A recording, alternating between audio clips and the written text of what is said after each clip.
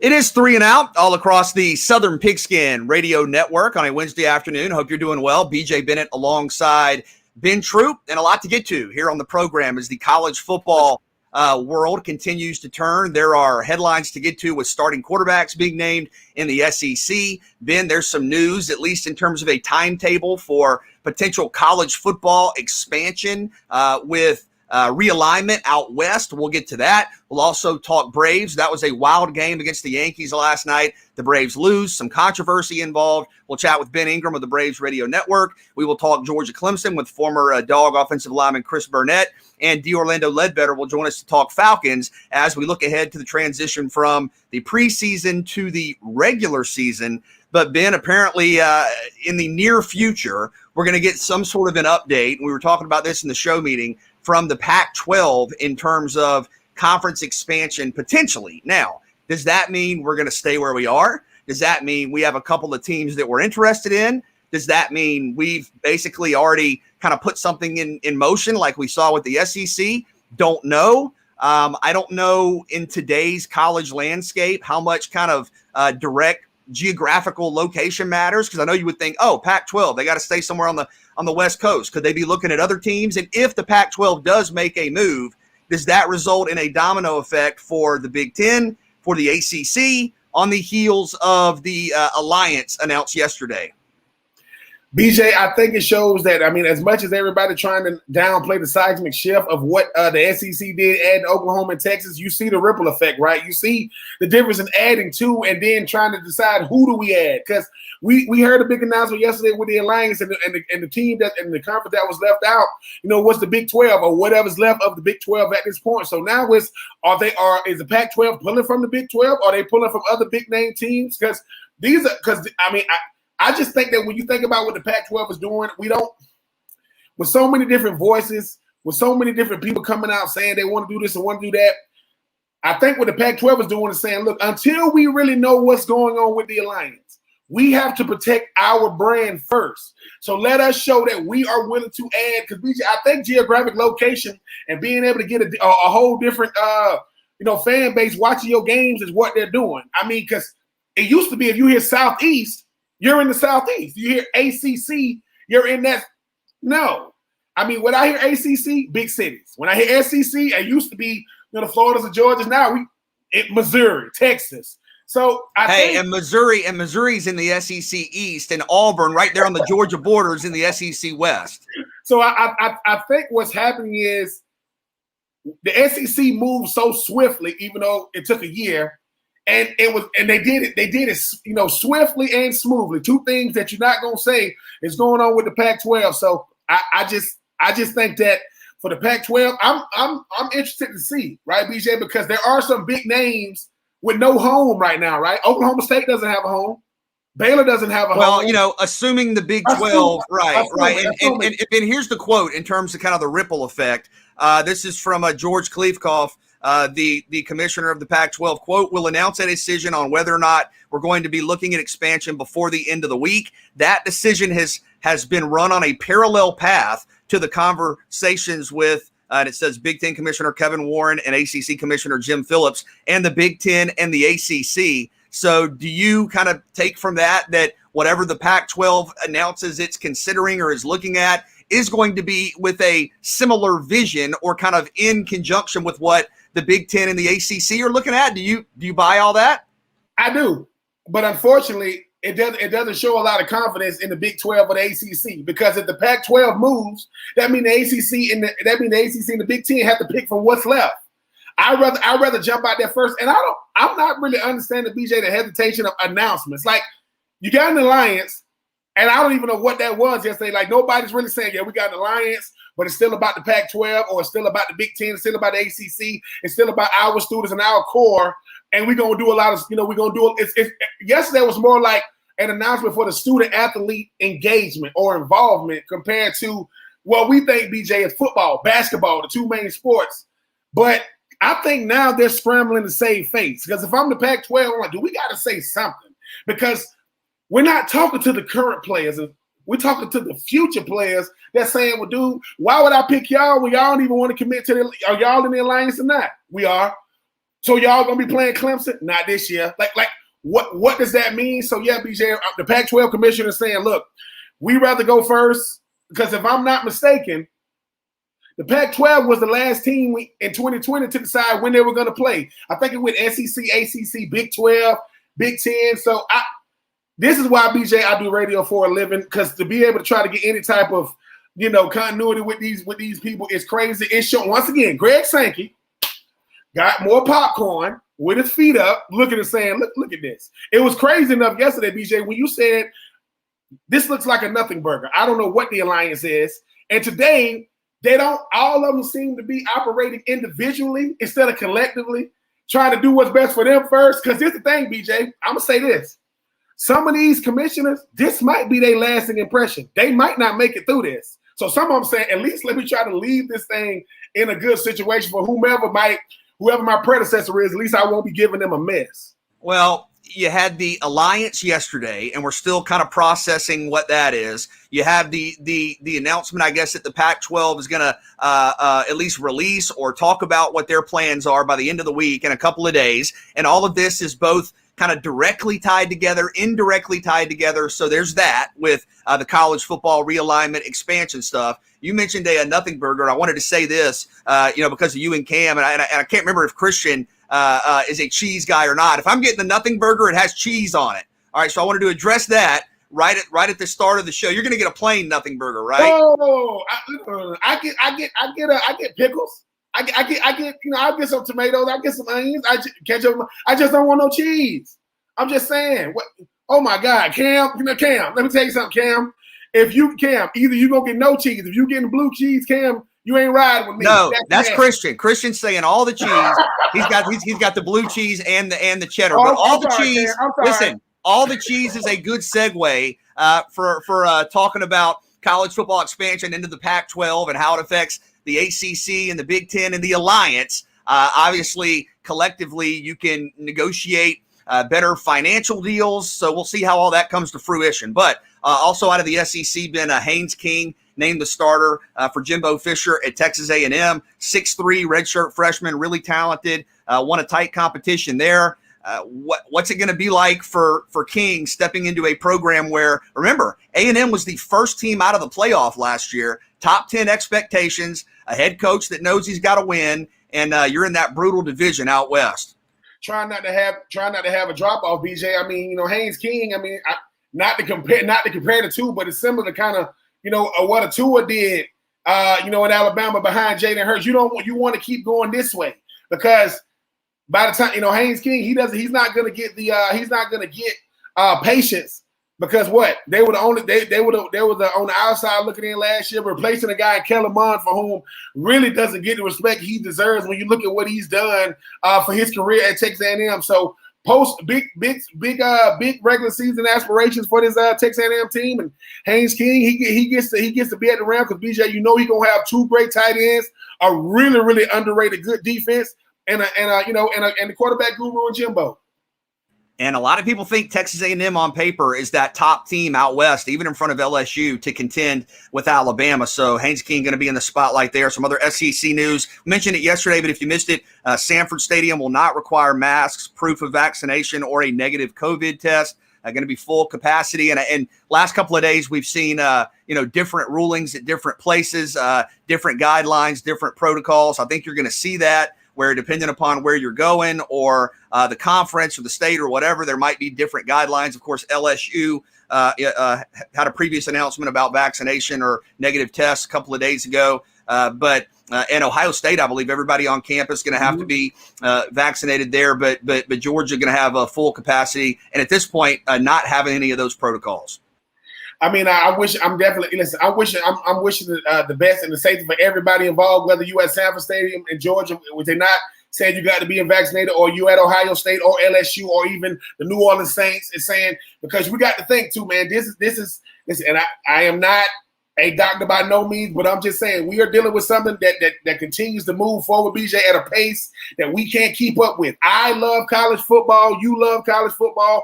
We want college football. But at what expense do we want college football? Because all I'm saying is 2020, if nothing else, prepared us for 2021 as far as like protocols. Yes, I want packed stadiums. Yes, the fan experience is a part of the college football experience, but there's a reason why Ohio State's saying everybody, not just the athletes. There's a reason why Death Valley and New Orleans is saying if you want to come to the stadium, it's because look, sometimes you're doing things for those around you, not just for yourself. And I know that's a hard concept to come about, but hey, man, I wish Georgia the very, very best in this situation, because sometimes I be always asking myself, BJ, what went into this decision-making process when you went from not having, because the whole league did it, and then this year they kind of letting people navigate these waters individually. I'm wishing them the best, man. I don't want nobody getting sick. Yeah, and you wonder looking ahead, will there be some fluidity with some of this? Whether it's statewide rules or conferences or just whatever.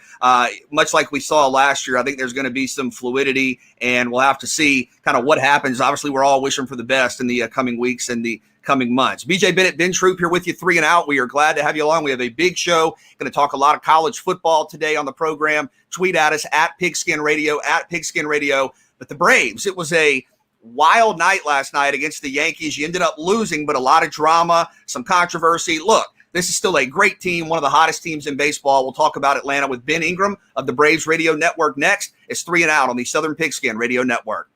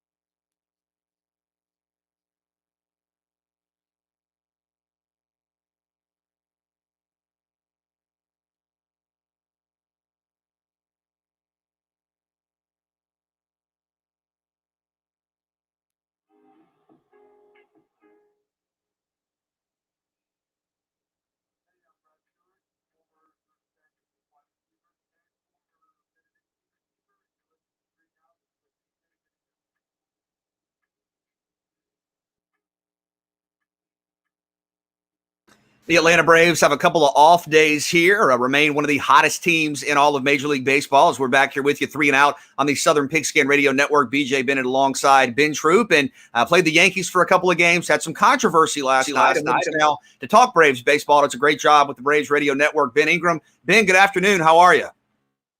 Doing well, fellas. Thanks for having me. Well, thanks so much for coming on once again. And I want to ask you about this team kind of macro and all the success they've had. But the controversy in the 5th inning, I know Atlanta's had some bad luck with some of these replays. That one was kind of tough to understand. What was that like from your perspective? Well, when we saw Freddie come across the plate and he immediately signaled to the dugout, we knew that the Braves probably had something. Freddie might not be the fastest base runner on the team, but in my opinion, he's the smartest base runner on the team. This guy's not going to point to the dugout unless he 100% knows. In other words, I think his baseball IQ is absolutely through the roof. So when Freddie pointed to the dugout, I thought all along, okay, once we see the replay, it's going to confirm that he's safe.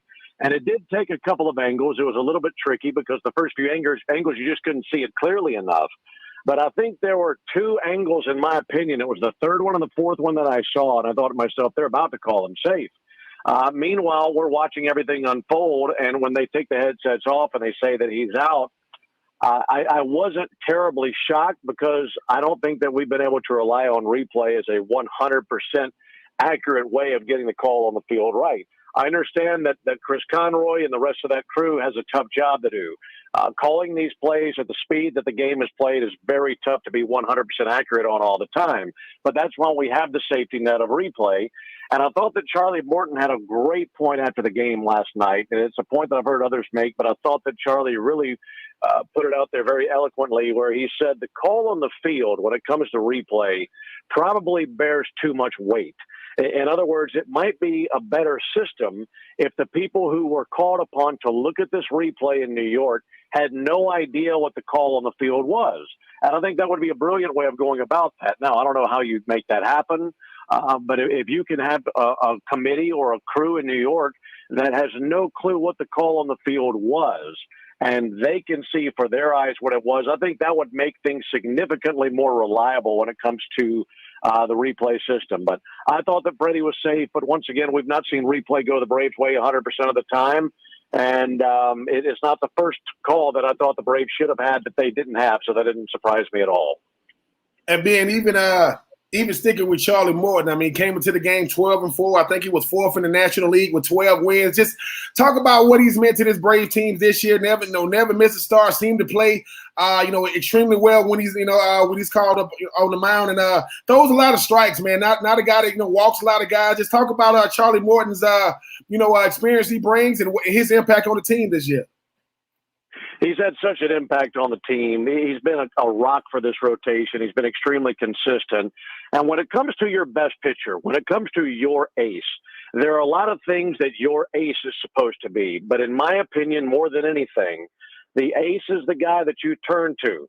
The ace is the guy who's going to continue a winning streak. And if you're not playing well, he's the guy who's going to put an end to a losing streak. He's the guy that you rely on where you know that when he goes out, no matter how good or bad your team may be, you're at your best self when he's out there. And I think Charlie has been that. Last night was, I want to say, just the second time in his last 9 starts, he hasn't gone at least 6 or gone into the 6th inning. So every 5 days, you know he's going to go deep in the ball game. You know that he's going to be in control.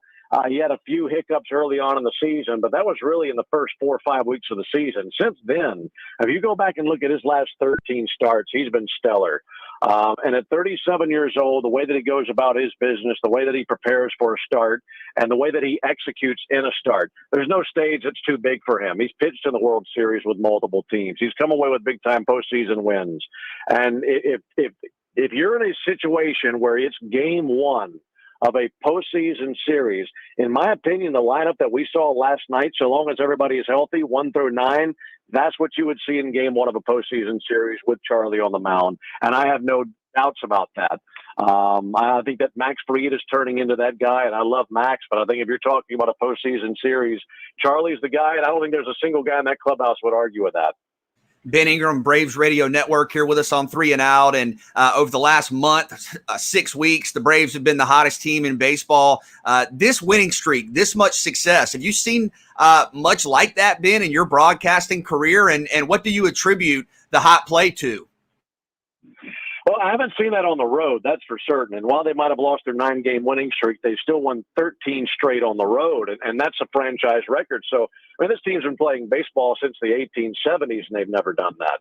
So I've never seen anything like that on the road. To me, what has happened, it's a couple of things more than anything that stand out. Number one is what you're getting with your starting pitching. I feel like night in, night out, you're getting 5, 6, sometimes 7 innings out of these starters. I think that's where it all starts. I think that the depth in the lineup since the trade deadline, adding Jock Peterson, adding Adam Duvall, adding Jorge Soler, now you look at the outfield, you got a major league outfield now. And I don't think you had that when you were running out Almonte and Heredia. Nothing against those guys, but the roles that they're in now, they're so much better suited for those roles than they are for an everyday role. That's just the truth of the matter. So to me, that depth in the lineup has gone a very long way. And if you're looking for proof of that, if you're looking for tangible statistical proof of that, just go look at what they've done with 2 outs and men in scoring position. They've scored so many more runs with 2 down since the trade deadline than they did prior to that. And I think that was a glaring hole leading up to the deadline. So they've lengthened the lineup, and the bullpen has been really good. And I think the way that they've used Richard Rodriguez almost is like a hired gun, wherever you want to use him. If the meat of the order for the other team is coming up at the 6th inning, use him in the 6th. If it's coming up in the 8th, use him in the 8th. In other words, whenever their best hitters are coming up, use your best reliever, and then you got Will Smith, and you hope that it gets the job done in the 9th inning. So to me, those are the 3 elements that have made this team as hot as they have been. And with 36 games left in the season, you hope that they can stay healthy and keep that going. Ben, there's something about this team still staying ahead of schedule. I mean, when you look at everything that happened this year, I mean, you talk about Ronald Acuna when he went down. I mean, Marcell Ozuna in that situation. People they probably would have gave this team a mulligan, definitely Alex Anthopoulos and Snit, but nobody saw, what Dansby Swanson was going to do this year. Obviously, coming to the season, it was about can Austin Riley be that, everyday third baseman? Just talk about this infield, because you knew what to expect from Freddie, and Freddie Free and obviously, Ozzie, but Dansby Swanson and Austin Riley, they got to be tops in the league, or definitely got to be talked of top 5 infield when you look at this offensive production. Yeah, that's a really good point, because, and going back to your first point, if this team had continued the ways that they were leading right before the trade deadline, and they never got any better, and they never got to 500 or even put up a winning record, it would have been very disappointing. But I think everyone would have given them a pass, like you mentioned. Losing Ronald Acuna for the rest of the season, not having Mike Soroka, having so many pitchers hurt in the first few weeks of the season, losing Travis d'Arnaud for 90 games. I mean, these are key elements. And it is so hard to overcome all those things. And I know that this team has taken all sorts of heat, and I don't mean to sound like a homer, but I have to call it the way that it is. I don't think that too many teams could have overcome the disadvantages that they were given and have found themselves in the place that they currently are. And I think everybody who is involved deserves a lot of credit for that, because it's a lot harder than maybe we give it credit for. Dansby has had a big part in that surge, and what he's done offensively, cutting down on the strikeouts, going the opposite way, being a reliable bat for power, and 2-out situations has been huge. Austin Riley is, in my opinion, he's an MVP candidate. I think everything that you could say about Freddie, you could equally say about the numbers that Austin Riley has put up. And while Freddie is the leader of that clubhouse, while Freddie is the Atlanta Braves, in my opinion, Austin Riley statistically has been enormous for this team. And let's not go to sleep on his glove either. I watch this guy work with Ron Washington every single day, and some of the plays this guy's made in the last month are phenomenal. I think he was a little bit wobbly with the arm in the first few months of the season. He had some throwing errors, but he's pretty much curbed that. And he has become, in my opinion, a Gold Glove candidate at third base. Look at the power numbers for this infield, as you mentioned. They have an opportunity to be the first infield in the history of Major League Baseball to have 4 guys with 30 or more home runs.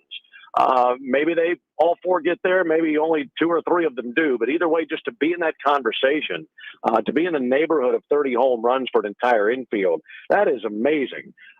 So to me, those 4 have been anchors for this team. They've been healthy. They've been there every single day. And to me, they have a big part in overcoming the issues that this team has had, all the injuries, and still finding a way to be in first place with about 6 weeks left in the season. And obviously, you know, Freddie Freeman's been such a catalyst. We get asked this all the time, Ben, as we're chatting with Ben Ingram of the Braves Radio Network. Do you have a sense for a timetable for a contract extension for Freddie Freeman? I know when Travis d'Arnaud signed his new deal, that, you know, brought those talking points up once again. Yeah, and I thought that timetable, and I think Freddie thought this as well, was going to be the off season of last year. So when we got to spring training and that had not happened, I was shocked. My level of shock on a scale of 1 to 10 was about a 9. So to get to where we are right now, through 125 games or whatever it is, and that still not be done, that's surprising to me. I think that both parties want the same thing. I know that Freddie would like to sign a contract extension here. If the Braves were to pitch him an offer that was right at what Paul Goldschmidt has with St. Louis, he would sign. Freddie has not told me that directly, but I've heard through other people that is the neighborhood that he's looking for. I think that's a very fair request. In my opinion, he's the best first baseman in Major League Baseball. So at 30 years old, almost 31, if you were to present him a 5-year deal at $130 million, I think he'd take that.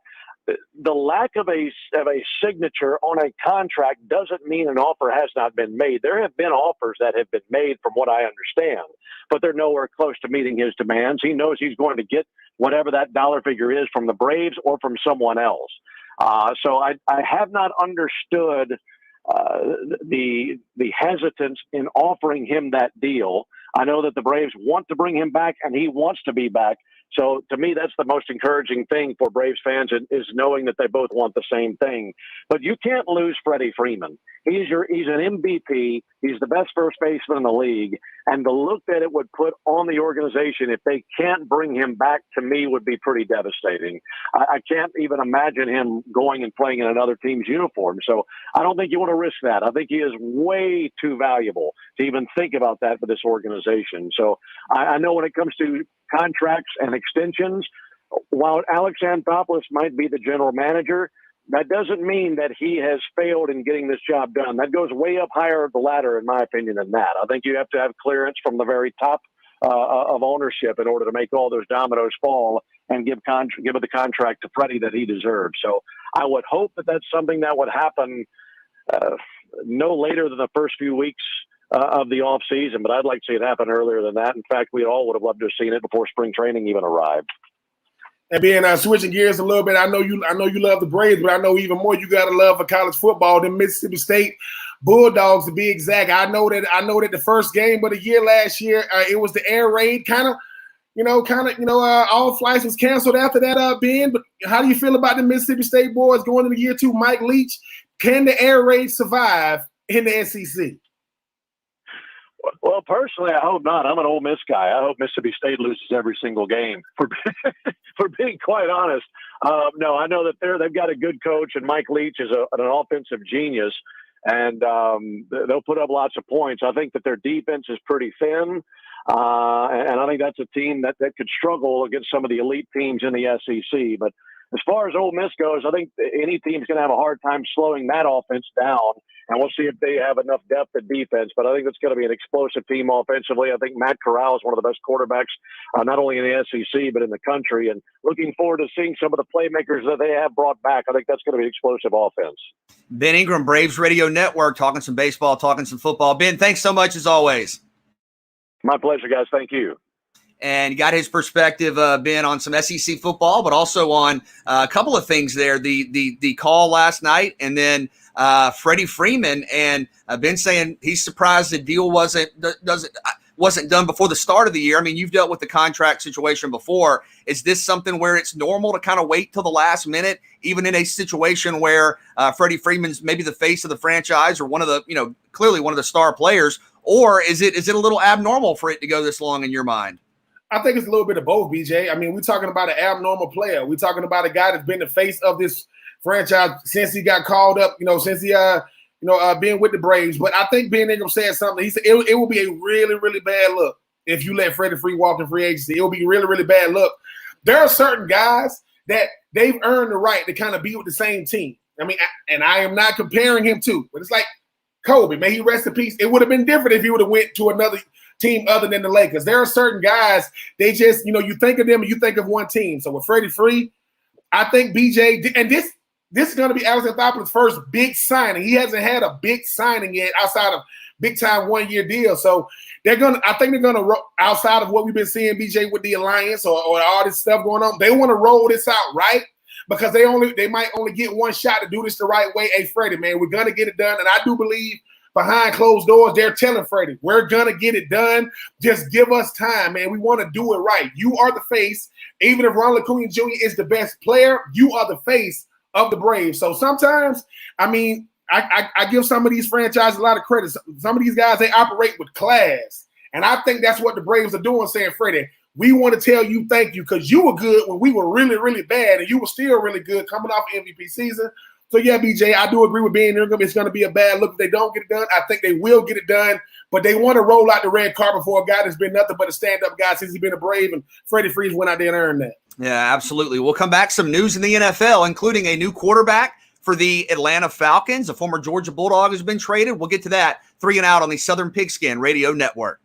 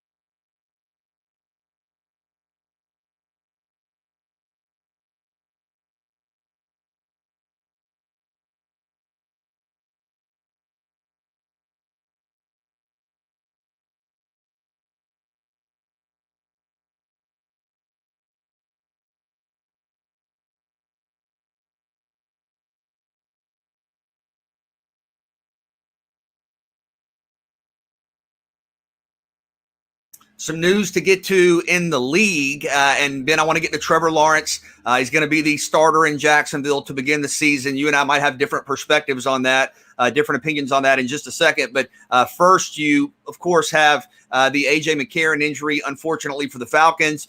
Felipe Franks has been the backup. Atlanta brought in, signed Josh Rosen, former top 10 pick. Who's played with a number of teams, of course, very highly regarded coming out of college at UCLA. Is this a good move for the Falcons? Seems like it is to me, with just his experience and upside gives you, a little more. And I do like Felipe Franks, but I think this move makes sense. What's your opinion on the Falcons bringing in Josh Rosen?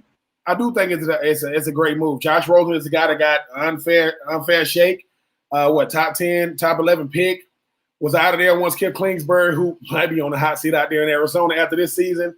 I think been on 4 teams in 4 seasons, but you always want to have depth. You can and no place you can have more depth in the backup quarterback position on any team. Definitely a team like Atlanta. Matty Ice is about as durable as it get, but Josh Rosen, I mean, he was on the market. You can go out there and get a former first round pick, under a 1-year deal, under a 1-year proven deal. So yeah, I do think the Josh Rosen situation was a good situation for the Falcons, because you always looking for a quarterback, you always looking for players, and whenever I can get that level of talent to learn behind, because sometimes BJ, it's not so much where you at, it's who you behind. You get to learn behind Matty Ice. I mean, Jameis Winston, who in my opinion won the job for the Saints, last game over Taysom Hill, when he learned a year, under Drew Brees. So I think that Josh Rosen is a guy that definitely just want to find a home. Pump your brakes, Falcons fans, and say, quote, we found our future. I don't know if that's it, but you want to be able to have BJ, if it's an if situation. If your starter goes down, you still got everything for the rest of the season in front of you, and not just have to throw in the towel and look forward to the next season. No, well said. Sony Michel traded out west, going to be with Matt Stafford with the LA Rams, and you're talking about a really talented big-time playmaker there, Athens West, but Sony Michel on the move. Yeah, Sony Michel is a guy that I've won a Super Bowl his rookie season. With New England, kind of dealt with the injury bug a little bit, kind of like Warren's welcome up there in New England. But you get a fresh start. And you think about this Rams team. I mean, BJ, you know what they got on defense with Sam Darnold. You know what they got. Aaron Donald. I'm sorry, Sam Darnold. He's in he's in Carolina now. But then you talk about Jalen Ramsey and those guys. But Sony Michel is a guy. Gets to be in the offense that Sean McVay, I mean, I'm just saying, BJ, when Cam Akers went out, that really, really hurt that Rams offense, what he was able to do in his rookie year. So you get a guy like Sony Michel, not a Cam Akers, right? But gives you that burst, can catch the ball out the backfield. So, yeah, I think that, once again, another former first rounder going out there. And, BJ, you said it best. If Atlanta loved Gators – the Rams love dogs. You said the best, So yeah, I'm happy for that man. Hope he can go out there new start. And like I say, man, the boys can be something to look forward to in the NFC this year. Okay, I think a lot of people anticipated this news that came out. Urban Meyer has named Trevor Lawrence the starting quarterback, the number 1 quarterback in Jacksonville. And you've made this point a number of times, and it is a very fair point. Quarterbacks that have had the opportunity, generally speaking, to come in and kind of wait, so to speak, and kind of learn from afar, have had consistently maybe a little more success than quarterbacks who have had to come in and play immediately right away. You have Gardner Minshew, who was productive last year. You have C.J. Beathard, who's looked good in the preseason.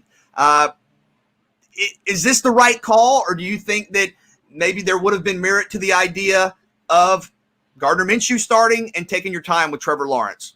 I think Trevor Lawrence, BJ, is benefiting for what didn't happen in Jacksonville more than what they hoped to happen in Jacksonville. I say that because Tim Tebow, right, it didn't work, right? You talking about the Chris Doyle situation, trying to get away from that. So Urban Meyer was like, look, man, how do I, reaffirm the love, and really respectability from this fan base, from this team? I got to go with Trevor Lawrence. Now, it's not Trevor Lawrence, BJ, that I have a problem with. It's the fact that I just know most successful quarterbacks in the NFL, and there are exceptions to the rule. Delayed success is continued success with the quarterback position, because you don't want, by the time he learns the game, he's beat up. Because let's face it, Trevor Lawrence is going to get hit a lot this year. He's going to get hit a lot. So all I'm saying is, if I can see what it is, if Baker Mayfield coming to the sideline saying, look, man, you got to find a way, to get that ball out, compared to, because BJ, the thing about Trevor is he gets in. He gets beat up. He needs a game or two. I know that Trevor Lawrence is going to be the guy. You say, why delay it? Because you know he's going to be the guy. That's why you can delay it. It's not like a situation where he's not going to be that guy, but he's going to have to get used to one. He's going to have to get used to losing. He's going to have to get used to understanding that, look, man, they really, really think you can elevate us the way you did Clemson. Because this is the first time in Trevor Lawrence's career, he's not the best player. He's not on the best team. He doesn't have better talent on offense than the guys he could be going against on defense. He got a rookie head coach who, that's really the thing. Urban Meyer don't really know what he's doing. He's hoping that what he does is going to be successful. And most of their team is 25 years old or younger. So I think they had to make this move, BJ, but I go back to what you said about Gardner a couple of years ago. Gardner is good enough to start. And look at the division. It's the AFC South. It ain't like it's a world beaters type division. So I just think that not because I don't think Trevor is the guy. I just know that delayed success. You got the Russell Wilsons of the world. You got the Eli Mannings of the world who came in and started from day one. But I'm just saying, if you look at the guys who've had continued success over a long period of time, they didn't play right away. Not because they weren't good enough, but it's something about the quarterback position, watching what it really takes compared to being out there. But, hey, man, I'm wishing that young man the best. He just got to learn how to get down, got to learn how to slide, and got to learn how to throw the ball away. Yeah, and I do agree with you on a couple of points. I think Gardner Minshew has proven he can play in the National Football League. I'm a fan of his game. I think on a bad team, if we're being honest, was able to put up some pretty impressive, relatively speaking, numbers, given his inexperience and the fact that Jacksonville was pretty limited. But I look at it like this. I do think unless there's been a preseason where, Gardner Minshew, I don't think CJ Beathard is a candidate to start, just being honest. Had Gardner Minshew dramatically outplayed Trevor Lawrence in the preseason and Trevor Lawrence, really looked out of sync, then I think we're having a different conversation. But if the performances were comparable, I do think you're kind of delaying the inevitable, because if you start Gardner Minshew, but you do so kind of knowing in the back of your mind that there's an expiration date, I think in some ways that might come across as kind of disingenuous. And I think in some ways it creates a distraction where if everybody around the team, the media, the fans, the players on the roster know, hey, it's literally only going to be a week or two or three before Trevor Lawrence comes in, it kind of feels it doesn't feel like it's an actual representation of what is going to happen. And you made a couple of points, great points, about quarterbacks that sat out for a whole year and were able to learn from afar. My thing is, if Jacksonville was willing to commit to this and say, we don't want to play Trevor Lawrence right away, we're going to let him sit for a year, we feel like Gardner Minshew can help us, I think that's a different argument. Right, wrong, and different, whether you disagree with it, that's a different argument that could have more of a long-term benefit than saying, hey, Trevor, you're going to be the starter in late September, but in early September, you're not. Just hold on a couple of weeks. So I think there's a difference. If it's going to happen by week 2 or 3, I think it makes sense to go ahead with it in week 1 and kind of minimize the distraction that it would cause. But that's what I'm saying, BJ. I don't think those type of promises have to be made. Like, I've never said, hey, man, you're going to play week 1 or week 2. Based off of what? I think this is one thing, too. Trevor Lawrence is one of the most proven winners and most decorated players we've ever seen in college. I don't think he lost a game in the regular season in college. I don't think he lost a game in high school. So when he loses in the regular season, it will be the first time he lost in the regular season. There is something to understand how to play the game, how to go about winning the game, how to get those guys to believe in you. Those things, I say this all the time. Getting drafted makes you a pro. Learning how to play makes you a professional. It is not the same. So for me with Trevor, it's less about what he's capable of doing, BJ. He needs to know that this team is good without him. Because if it's just me, I could think that everything we're doing is because of me. Well, that could be the case. But if Gardner is in, it's just that they say, all right, Gardner, it's like the Fitzpatrick. Fitzpatrick gonna come in, BJ Fitzmagic. He gonna give you 7-8 good weeks, and what? He falls off. If anything else, I think Gardner Minshew has earned that. Yes, they went 1-15, but that was more about the guys around him and not the way in which he played. So I just think that for me, I know that Trevor is the guy. But if I'm saying, hey man, you're gonna play week, Lamar Jackson didn't start, right? Vince Young didn't start. Vince Young won the Rookie of the Year. He started last 8 games of the season. Lamar Jackson is the only quarterback in his draft class to go to the playoffs every single year he's been in the league. So I'm saying it's something to say, because if I've seen it before, it's like that guy behind me is giving me the, all right, man, you ready. It's like I'm giving you that pat on the back. You ready.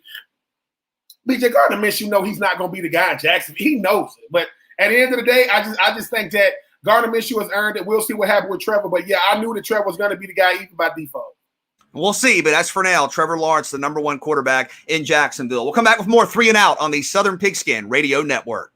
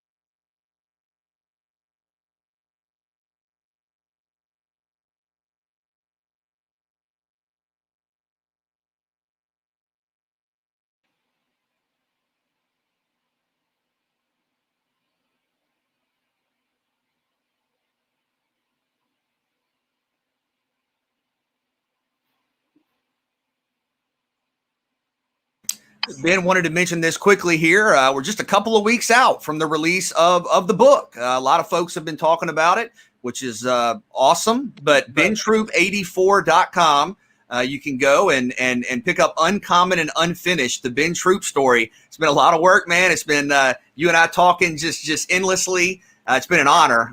Of course, it's been a real thrill and joy. But a couple of weeks out, man. You ready? I am, BJ. Long time coming. And super duper proud of this, super duper humble. I mean, like you mentioned, I couldn't have done it without you. Literally, it wasn't happening at all. But it's something when you say, you see something come to the forefront, and I wanted to give you something yesterday, but because of circumstance, I couldn't do it. When I give it to you, it's gonna bring it out home. It came in the mail, so when you see it, not to spoil the beans, but BJ, I don't know what it is about you, but it's something to see something to the end, right? Like you want to do something. And this was, BJ, I think I met you in 2008, 2009. We was talking about a book way back when we was much younger, and different things. But I am humbled by this. I really, really am, to be able to say this is what we're going to be doing. So I appreciate you. But yes, go to BenTroop84.com, Uncommon Unfinished. The Ben Troop story with BJ Bennett is available. Go get your copy right now, and I appreciate all the support already. It was an absolute honor. I'm so proud of you and everything that you've accomplished, and looking forward to people getting to learn a little more about you. BenTroop84.com, also going to be online. I think Books A Million, Target, Barnes & Noble, in stores also. So BenTroop84.com, though, you can see it. And really excited, coming out in just a couple of weeks. We'll come back. We'll take three. Chris Burnett still to come. D'Orlando Ledbetter still to come. So we're glad to have you with us. 3 and Out on the Southern Pigskin Radio Network.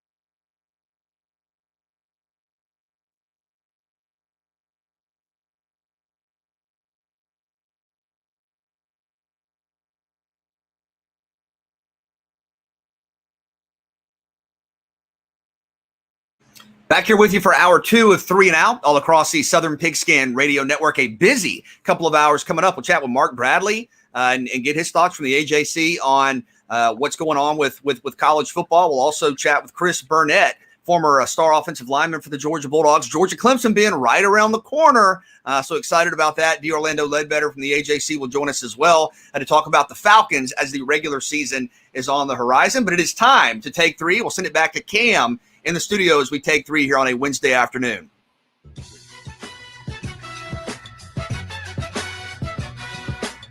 All right, guys. All right, take 3. Is Matt Ryan's backup the best job ever? All right, if you're Matt Ryan's backup, you probably aren't going to have to do much because Matt Ryan doesn't get hurt, right? He's consistent. He's out there. You know he's going to be the quarterback. I don't think that's the best job ever, though. I'm going to say Matt Ryan's backup's backup because if you're the backup quarterback, there's a chance you could play. And that means there's pressure, there's expectations, people are going to start booing you. If you're the backup to the backup, you still get paid pretty good. I mean, some of these quarterbacks that are third-string quarterbacks, you know, have pretty decent contracts. You're still a quarterback, so everybody knows who you are, and you get an interview, but you don't have to do anything, right? Or do you have to do some scout team stuff, I guess, but or practice squad, but you don't have to go out there and play and deal with the scrutiny. So I'd be okay being the third-string quarterback. I'll be Matt Ryan's backup. I'll be his backup. Oh, man, Matt Ryan's backup is intriguing. Some would say it used to be Drew Brees. I'm going to go Tom Brady.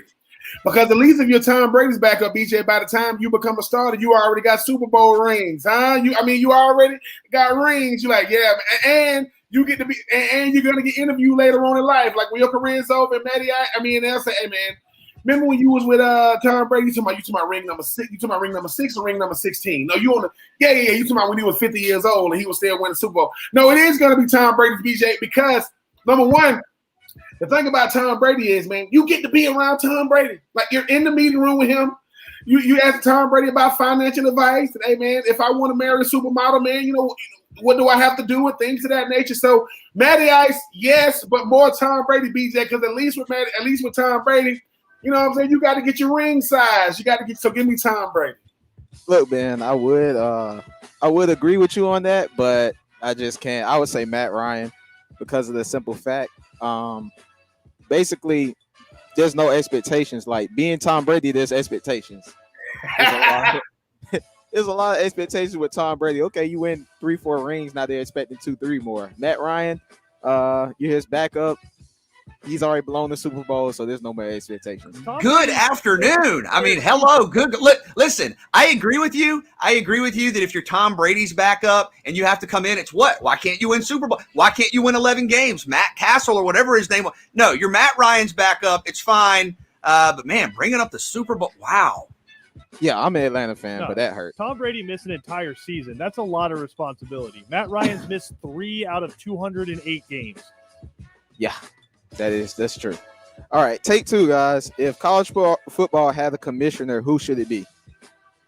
Yeah, and we may be moving towards this, especially with the scope and scale of the NCAA essentially diminishing. I'm going to go with Kirk Herbstreit, all right, because he's seen it from a couple of different, different angles here. Played at a, big-time program, played at Ohio State, and, you still see the clips from time to time, but also has covered the sport directly and closely as one of the leading analysts, if not the leading analyst for college football for a long time. So he's got the player's perspective, which I think is important to know the game from the inside out and kind of know what it's like to be in the locker rooms, have to go out there to compete and, be a student athlete, which is an incredible responsibility. And it's been around the game, normally has, really good, really thoughtful takes on college football. So I'll go Kirk Herbstreit. I think it should be The Rock. You know why? Because think about this, BJ. Okay, you need somebody with star power, right? Name a place The Rock is. People ain't gonna go, oh my God, it's The Rock. Who gonna tell The Rock to shut up? Nobody. And The Rock doesn't need the NCAA to survive. He needs the NCAA as far as like to help them with their branding. Well, everything The Rock touches turns to gold. So you're saying this, Ben? The Rock comes out and goes, "We're moving to 12 teams. That's it. Deal with it. Nobody's going to say anything." Absolutely, BJ. And the thing is, he's already a brand, right? He's already his own brand. A brand's supposed to add to another brand. LeBron and everything he does, he adds to these brands. So the problem is that the commissioner now doesn't add any brand equity. Zero, zilch, nothing. What The Rock got to go to a congressional hearing, it's going to be very, very entertaining. And when The Rock goes, don't ask me that no more. They're not going to ask him anything. And The Rock is going to give you a reason to watch. Too many teams in the NCAA are irrelevant. If the Rock is over the NCAA and say Coastal Carolina is going to be one of the last 4 teams, who's going to question it? Give me The Rock, brand equity. A voice, a celebrity.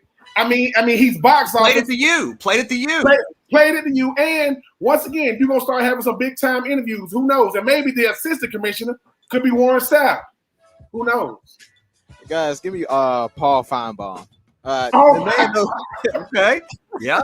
The man knows his football. When you want to know football, you listen to Paul Feinbaum. Just hearing him talk about college football since I've been alive, it's just intriguing. So I'll do Paul Feinbaum. He's not a biased analyst, a biased person in general. So I'll probably take Paul Feinbaum. You got anything, Christian? Nope. Okay. Take 3. Should there be an independent group to review in-game replays? Yeah, my thought on this is this really necessary? Because here's how it works from what I understand with baseball, okay? And there was another missed call against the Braves in the 5th inning where Freddie Freeman was sliding into home, and there are clips and photos you can see on Twitter. He's safe, and of course was called out. The Braves lose by 1 run, and you had an earlier missed call earlier in the season with Philadelphia and Atlanta. But the thing is this: as currently constituted, the umps make the call on the field. If it is challenged, it then goes to a different location where you have, cameras and technology and TV or not cameras, but screens, and you can look at everything and you can rewind, etc. So it already is kind of outsourced. So a situation where it would be doubly outsourced or kind of re-outsourced would be even more complicated. And if you're saying no, it would be a review committee to review it after it happened. Well, if you're reviewing something a day later or later that night, it doesn't really change anything. Let's say for sake of argument that there was a committee to review calls that are controversial after the game is finished. Well, last night the Braves still would have lost. You still wouldn't have corrected the bad call with Freddie Freeman. And I just think you'd be getting into a situation where you can call a group that would review calls a third-party group or a kind of not included in baseball group. But if they're getting paid to review calls by baseball, they're then a part of the same kind of group that you currently have that reviews calls and makes decisions. So I think you already have the protocol in place. Just do better. Just get the calls right. Just look at what's happening. And I understand in live game action, right? When you're trying to call a slide, that's brutal. That's been football call, all of this really, really hard to do in real time. But when you can slow it down, just get it right. I think adding a second or third layer or a committee that reviews a call can get a little complicated. Let's just do a better job with the system we have. I do think you need a third party group. I do think you need an outside entity, BJ, for this reason alone. You need something that while it gets paid by the NFL and MLB or what may have you, they're not affiliated with them. Whenever you hear affiliations, like when's the last time? Think about this. When's the last time the coach's son wasn't a star player? He ain't the pitcher, he ain't the quarterback. He just happens to be the best player. Well, that's my son. What am I going to do? Not play him? No. What happens is in these situations, BJ, I went through an NFL concussion protocol. Right? You had real neurologists seeing former players. A real neurologist sees everyday people. So this is what they do every single day. The NFL employed the neurologist strictly for their medical expertise. When what the medical expertise didn't line up with what they think line up, they went with their doctors. Think about this. So you're not going to take the guy that does it every day because it's not lining up. Why do you think the NFL doctors are lining up with the NFL? That's peculiar. No, anytime you got something that's a part of the same entity, you're biased already. If I got a watchdog, outside entity group, we're looking at these refs, they're holding refs accountable, meaning we're going to try to help get that thing right. So for me, I think it's only going to help BJ because it's blowing games, costing games. The strikes out there is not supposed to be costing games. They're doing too much to be blowing. Okay, guys, I'm assuming we're talking all sports, so yes, I 100% agree. A couple of months ago, I watched the Suns and the Clippers play. It was Game 4, and the last 4 minutes of that game lasted an hour because of official reviews. They had the actual refs on the court going and reviewing what was happening as far as foul calls and things like that. If they had a center to just send it to an individual group, the game would have went by in that 4 minute span, probably 20, 30 minutes like it should be. So I 100% agree. All right, good thoughts, guys. That's take 3 here on a Wednesday afternoon. BJ Bennett alongside Ben Troop, Cam Ussery as well. We are glad to be with you. Tweet at us at Pigskin Radio, at Pigskin Radio. We'll come back with more all across the Southern Pigskin Radio Network.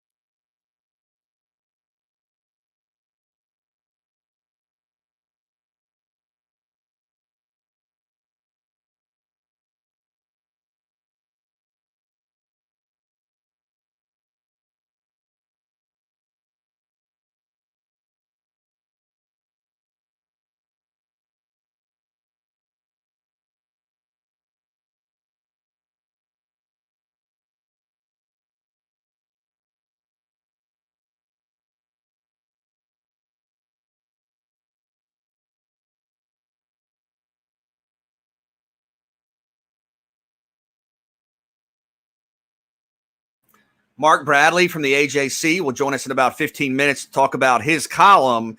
And when you look at what's happened in college football, Mark Bradley writes, the ACC finds new friends, the SEC needs no new friends. So we'll get into that. But you're seeing scheduling, Ben, being talked about with the Alliance. What does that mean from a college football scheduling standpoint with the ACC, the Big Ten, the Pac-12? What are the non-conference options going to be?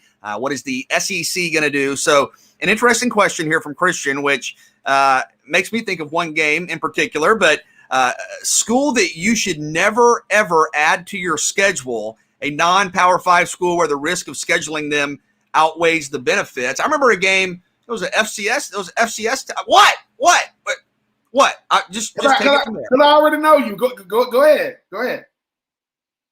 Oh, you don't think that's a fair question? You don't think that's a fair? I mean, Cam, listen, Cam hasn't been around you and me that much to know that I know what you're going to say. So go ahead, because Cam hasn't heard this yet. No, I just wanted to ask you your opinion on kind of Florida's non-conference scheduling. Listen, number one, BJ, I mean, it used to be one of those things where you schedule somebody non-conference, late in the season, get you a big dub, pad your stats. But Georgia Southern has they had something different on the board. But I will say this, once again, there was a silver lining in that, though. Cam, check this out real quick. Back in 2013, Georgia Southern goes to Florida. Now, you would think that Florida would beat Georgia Southern at home. It went the other way. They had this running back named Jerick McKinnon, right? Killed Florida, right? That was a fantastic team. That was a great team. This is what you don't know about Jerick McKinnon. In 2002, my junior year in college, Jerick McKinnon had a brother named Lester Norwood who went to Florida and played safety. There was a picture of me standing next to Lester with a little Jerick McKinnon standing in front of us posing, and who would have thought that 11 years later he would be throwing up the deuces because they just gave us that L. So yeah, BJ, I think. Well, and a couple of years later, you had Georgia Southern take Georgia into overtime. Let's not forget that. But scheduling and very cool story. Scheduling is going to be interesting moving forward. I mean, when you look at a team like Cincinnati, for example, right? Because technically Cincinnati is not a Power 5 school, even though they're in the top 10. They're in the group of 5. If Kevin was here, he'd say they're in the AAC. All right, the AAC. Cincinnati plays Notre Dame this year. Cincinnati plays Indiana this year. And we've got to get to the point in college football. I think a lot of people just look and go, oh, Cincinnati. No, these are, Georgia Southern can play with anybody in the country. Cincinnati can play with anybody in the country.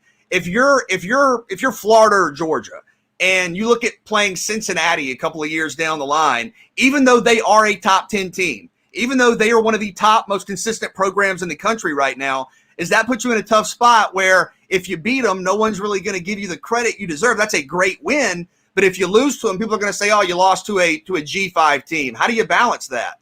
I don't think you can, BJ. I think that for teams like Cincinnati, they're always doing it for more than them, right? It's never, ever just them winning. It's them and everybody they represent. It's like the Boise State back in the day. It would be like, oh, man, Boise State beat Georgia first game of the year. No, Boise State beat everybody they played against back then. Shout out to Kellen Moore, offensive coordinator now from the Dallas Cowboys.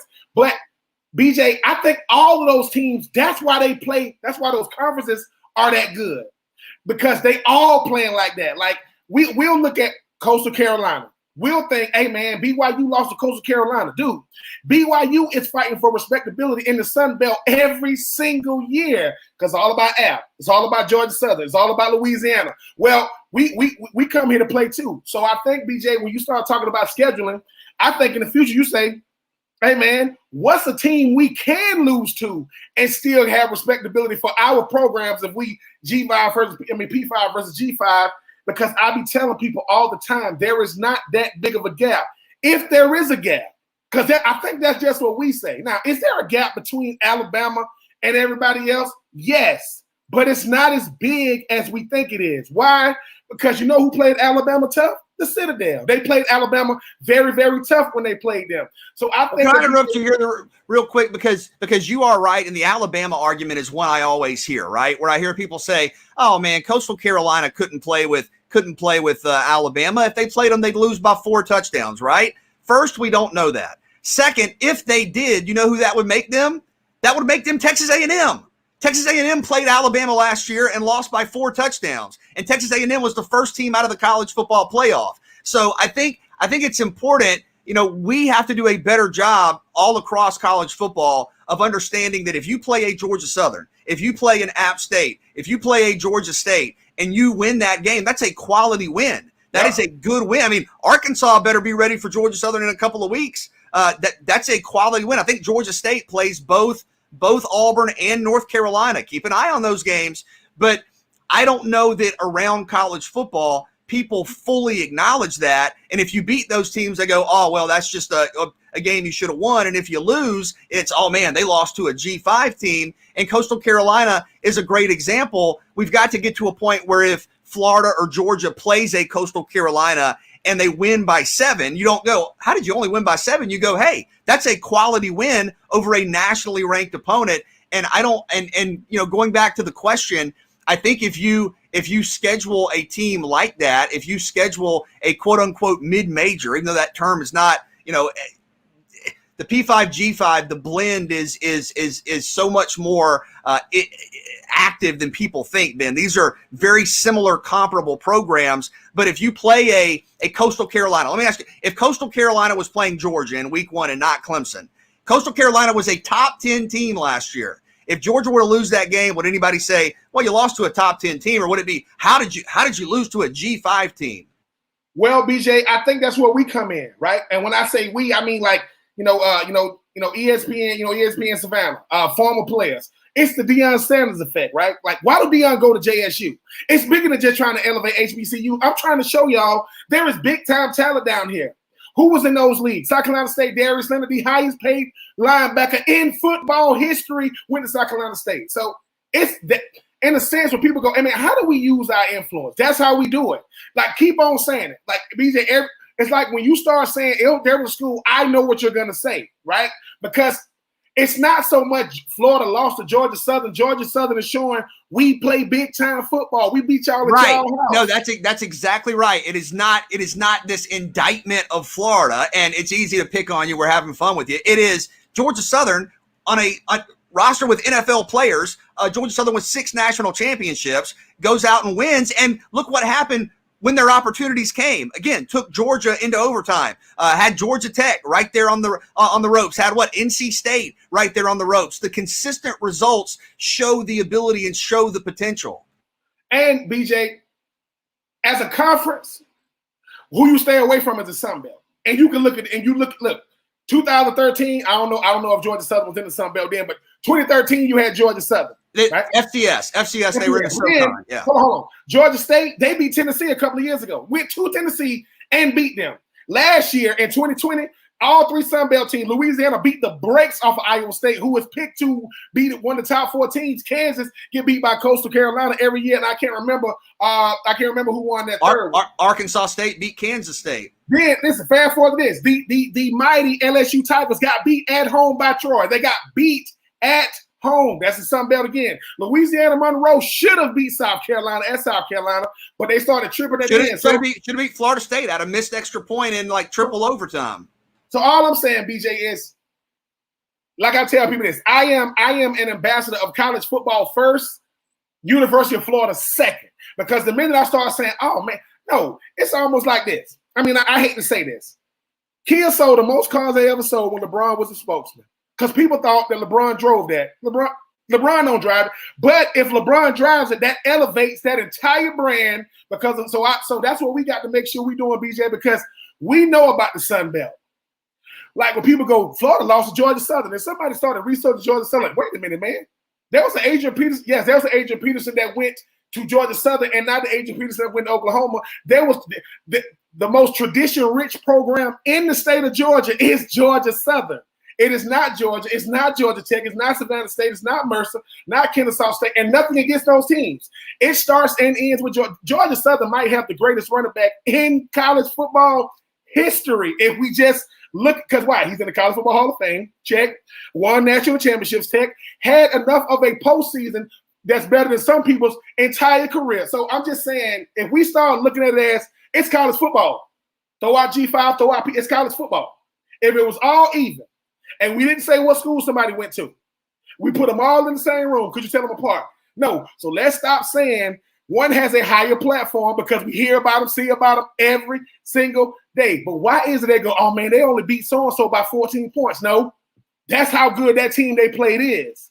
So I just think that that's what the conversation should be, BJ. Stay away from the Sun Belt, people. I'm telling you, stay away from it. Okay, to that end, if you're Scott Strickland and you're coming up with Florida's schedule, okay, you're going to have some non-conference opportunities. I think even with the alliance, you're still going to have the Florida States at the end of the year. You know, you got to have that. Those games are good for college football.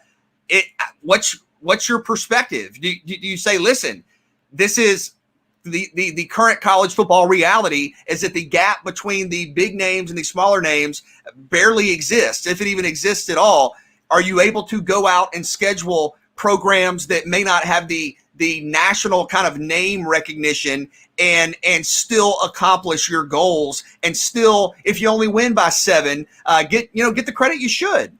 Yes, because bigger than just playing the game, BJ, you become an ambassador for that team you played. Like, and instead of saying, "Oh, Florida just played Sanford," you go, "Whoa! Let me tell you about Sanford." Like, I become a sport. What do you mean, man? They did this and did that and did that and did this. Whoever is the highest validates who's quote under them, not beneath them, but under them. Meaning, people always. I know Cam gonna like this. People gonna say Kevin Durant is the best player in the world right now over LeBron, and people go, "What?" And you know why people go, "What?" Because Kevin Durant can't do something that LeBron can. Kevin Durant hasn't won a championship on every team he's been on. That was LeBron. Kevin Durant is not top 2 or 3 in scoring. That's LeBron. But BJ, but when LeBron says, "Hey man, get off that man, Kevin Durant, he is the best player," everything goes away. People get quiet because the one who was is validating the one who they saying is. If I'm the one who is, and y'all saying this isn't, and if I say they are, they are. Because I'm like, look, I'm not looking down on them. That's a football player. Because guess what? If it was switched, if I played FAMU my senior year. What people didn't know about FAMU that year, their defensive line was their offensive line. They were like, we got to play both ways. I ain't did that since high school. But guess what? After the game, right? When we talking to them, I'm telling them, boy, y'all boys keep doing what y'all doing. That's letting them know, look, man, I don't think I'm better than you because I went here and you went there. Right? So I just think that that's what it is more than anything else, BJ. Become an ambassador for the ones you play. Don't just be like, oh, man, we beat the brakes off of them. Say, no, man, we respect those boys, man. They got a linebacker over there really, really good, and somebody going to clip that. So when that boy started getting more looks, I'm telling you, one hand washes the other. It's really, really not that hard to do it. Because if I was at one of these smaller schools in a sense, or teams that don't get as much, because it's all about exposure, right? Less exposure means less opportunities. More exposure, more opportunities. I'm just talking about these guys, man, because I just think it's crazy. Because, BJ, you know just like I know, if you had to stack up and play the Sun Belt schedule every year, you ain't going undefeated. Because I'm telling you, App, Georgia Southern, Georgia State, Louisiana, Coastal Carolina, and Arkansas State and Tech, they coming too. Y'all don't want to deal with that. Y'all don't want to deal with that nonsense year in, year out. Just ask the Big Ten about the freaking Sun Belt. They'll let y'all know them boys come to play. It's great perspective. BJ Bennett here with Ben Troop. We'll come back. We'll chat with Mark Bradley, 3 and Out on the Southern Pigskin Radio Network.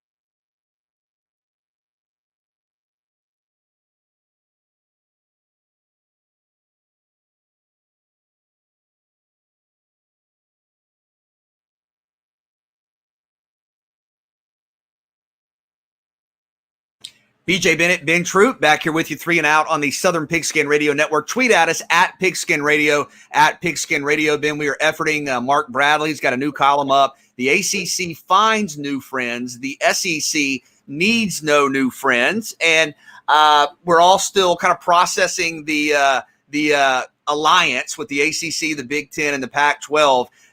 If that's a new friendship for the ACC, what's kind of the ultimate goal? I know we covered this yesterday, but talking about the alliance, which is going to have a ripple effect and is going to be the foundation for something moving forward. What are those leagues hoping to accomplish? And we will actually ask Mark Bradley, Atlanta Journal-Constitution, who joins us now to talk about his column.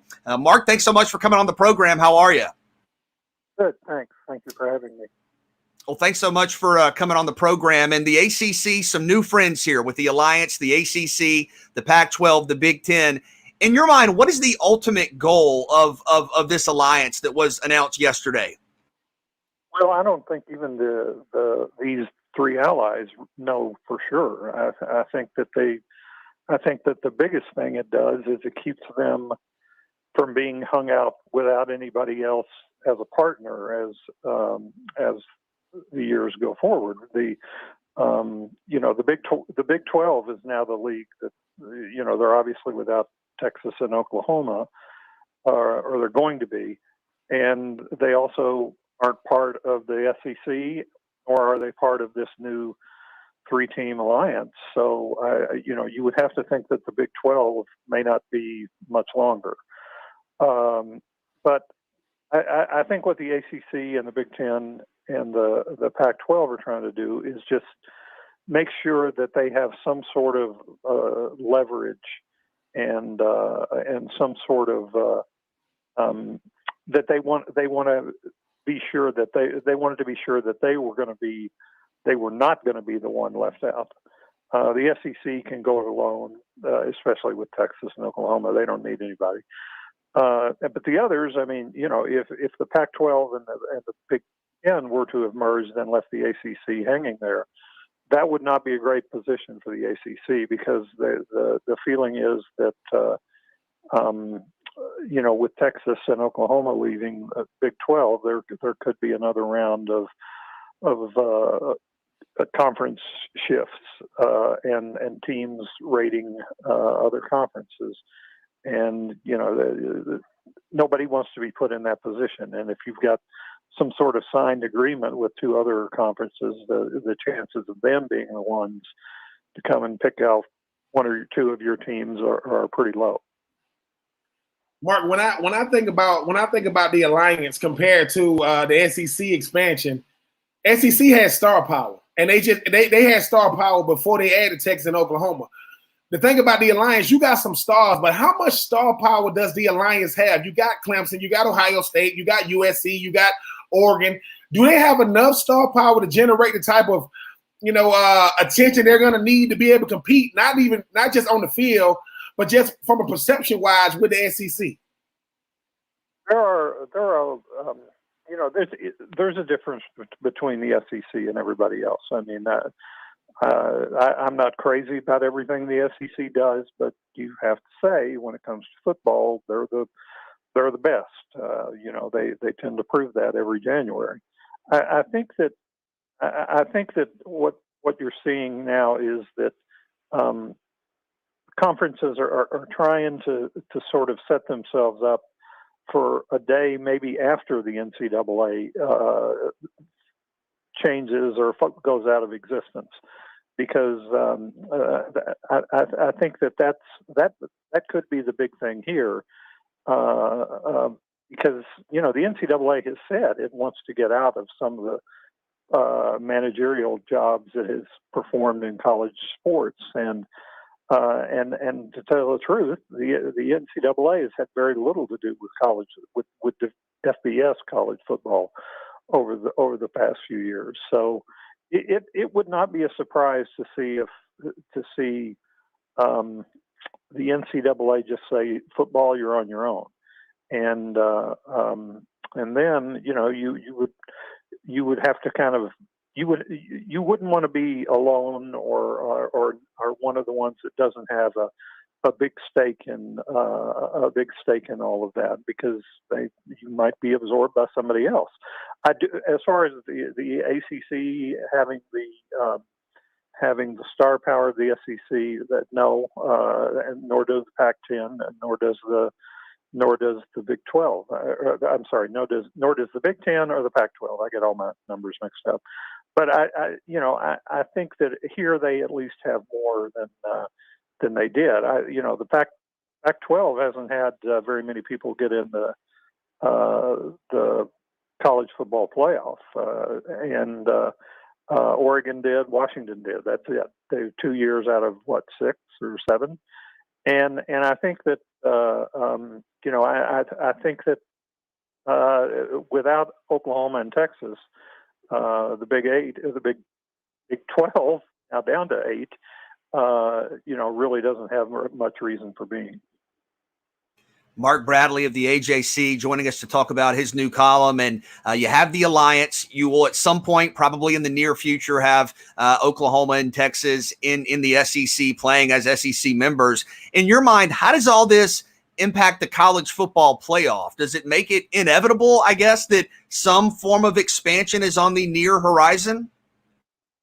Not necessarily. I think that actually some of this may make the people who are desperate for a 12-team playoff think, wait a minute, where are those 12 teams going to come from? There's only basically 4 conferences now. So what's that mean? 3 from each? 4? 4? Who knows? Do they want the SEC getting 5 teams in? I think the 12 going from 4 to 12 is something that I don't think the SEC would have any problem with that, because they think, well, we've got, beyond Alabama, beyond Georgia, we've still got LSU and Auburn and Florida and Texas A&M. We might get 6, but the other leagues and these 3 that were in the merger or this merger or alliance, they don't have that same issue. They're not going to get, the Pac-12 can't get any in right now, so they're not going to get multiple teams in, I don't think. And the ACC is really basically a Clemson only thing since Florida State receded. So it's tough. It's tough to know what's right here, and I think if these 3 teams see that these 3 allies see that a 12-team playoff is just going to be another way for the SEC to lord its power over everybody else, they may say, wait a minute, we're not sure we want that. Mark, when the SEC decided to bring in Texas and Oklahoma, that was a seismic shift. People was like, what in the world? Then when you look at what went into it, a year in talks, and Greg Sankey, he kept the secret. Nobody said a thing. And Greg Sankey is really kind of help orchestrate the 12-team playoff. One guy is speaking for one conference. When you talk about this alliance, you got 3 different commissioners saying 3 different things. They kind of still working for their individual conference and not as a whole. Do you think because it's not one voice, that's why it's going to be hard to bring this thing together? Well, I think another reason that these 3 have formed this alliance is that they've seen how well Sankey is positioned now, and how that the SEC basically runs college football, and all 3 of their commissioners are fairly new. And I think the last thing these commissioners wanted was to be left hanging without a partner or partners. And but again, who knows? This is all.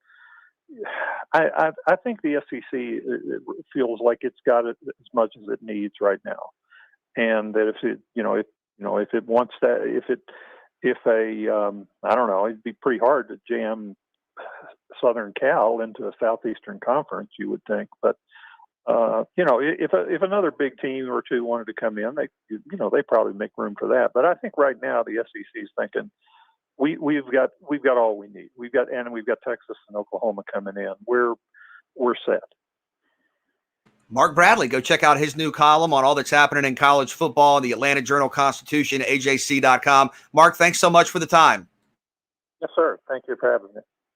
All right, Ben, I'll ask you the question I asked him. In your mind, the alliance, and I guess before that, Oklahoma and Texas coming over, does all this make a 12-team playoff more or less likely? Because I'm like Mark, I kind of struggle. Maybe less likely, but I don't know. I think it is more likely, BJ, because people still want to see representation, right? I mean, if you're in the West Coast, you ain't had a team in the college football playoff, and you're not going to get in there with the model we have now. You're not going to get in. And I think you get in less because you don't have the talent, BJ, and more because no one sees you play. These games come on so late, you ain't getting the viewership. If the only people speaking for you are the people on the West Coast, and once again, it goes back to our previous segment. If people in the South that runs college football ain't speaking on behalf of the people out West, people got to have a reason to watch. If I don't see you play, it's all, that's what they say. Okay. So I do think we're going to go to a 12-team playoff, BJ. BJ, it's like the tournament. We know how it ends, right? You got Cinderella teams in the NCAA tournament. Who's going to win? A blue blood, a team that's been surging every year. But the tournament is why you watch. Like, these games are good. So why not add to it, right? Because you got 12 teams. I mean, if Alabama, Clemson, Georgia, Ohio State, Oklahoma are the best, they're going to win. But once again, BJ, about that Sun Belt, for one game, one night, and everything got to go well. I'm just saying, what happens when those results aren't exactly what people are expecting? Because listen, whether you SEC, ACC, Big 10, Big 12, Sun Belt, AC, MAC, whatever, college football first, right? College football going to win out. And BJ, ultimately, you know what we really want. The only reason why you wouldn't want Coastal Carolina to win it all is they playing Florida State. I wouldn't want another team unless they playing. If they playing any other team, you want to win. But you know what's crazy? That's what me and you gonna have to work on. If we really care about college football, which we do, could you live with your team losing to a G5 in the Natty? Because we never gonna hear about it, but that might be the only way the G5 finally get the respect they need, because all it takes is one to win it all, right, BJ? And hey, man, I'm just saying, Glory Road is one of my favorite schools of all time. University of Texas El Paso beat them Kentucky boys back in the day to win the Natty. It happened a long time ago, but it's a real story. So I think, BJ, I hope we get to 12. I think we'll, because the SEC gonna wear themselves out during the season. Maybe it makes way for somebody else to be the last team standing. We'll come back with more 3 and Out all across the Southern Pigskin Radio Network.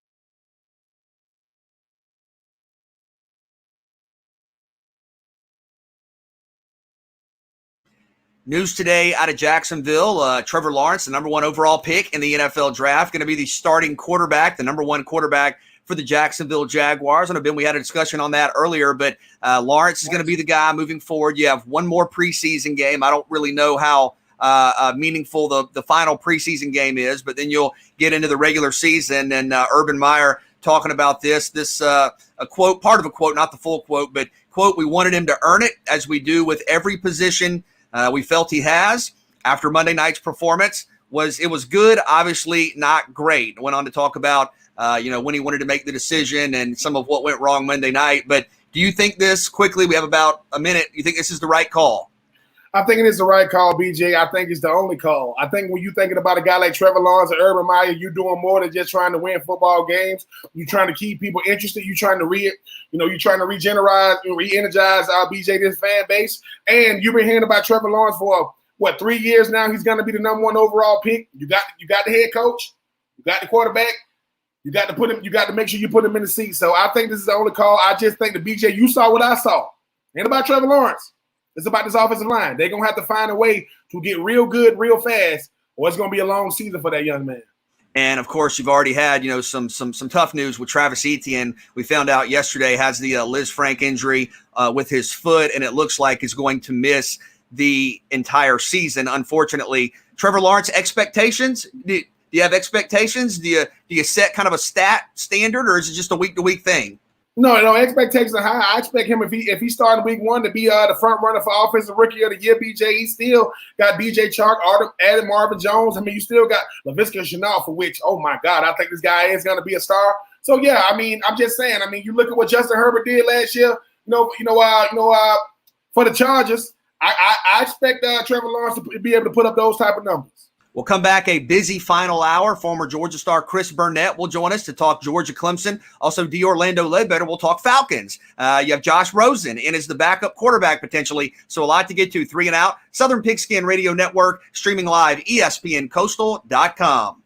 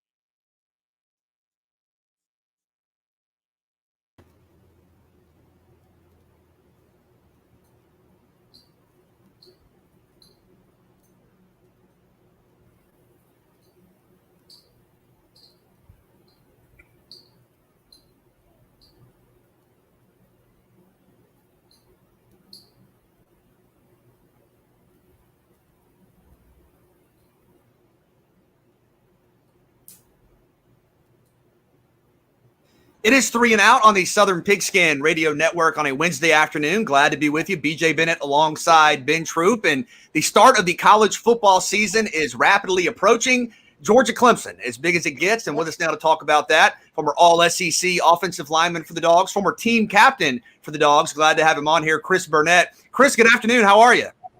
Thank you, BJ. Appreciate it, Ben. Thank y'all for having me on. Good to see y'all again.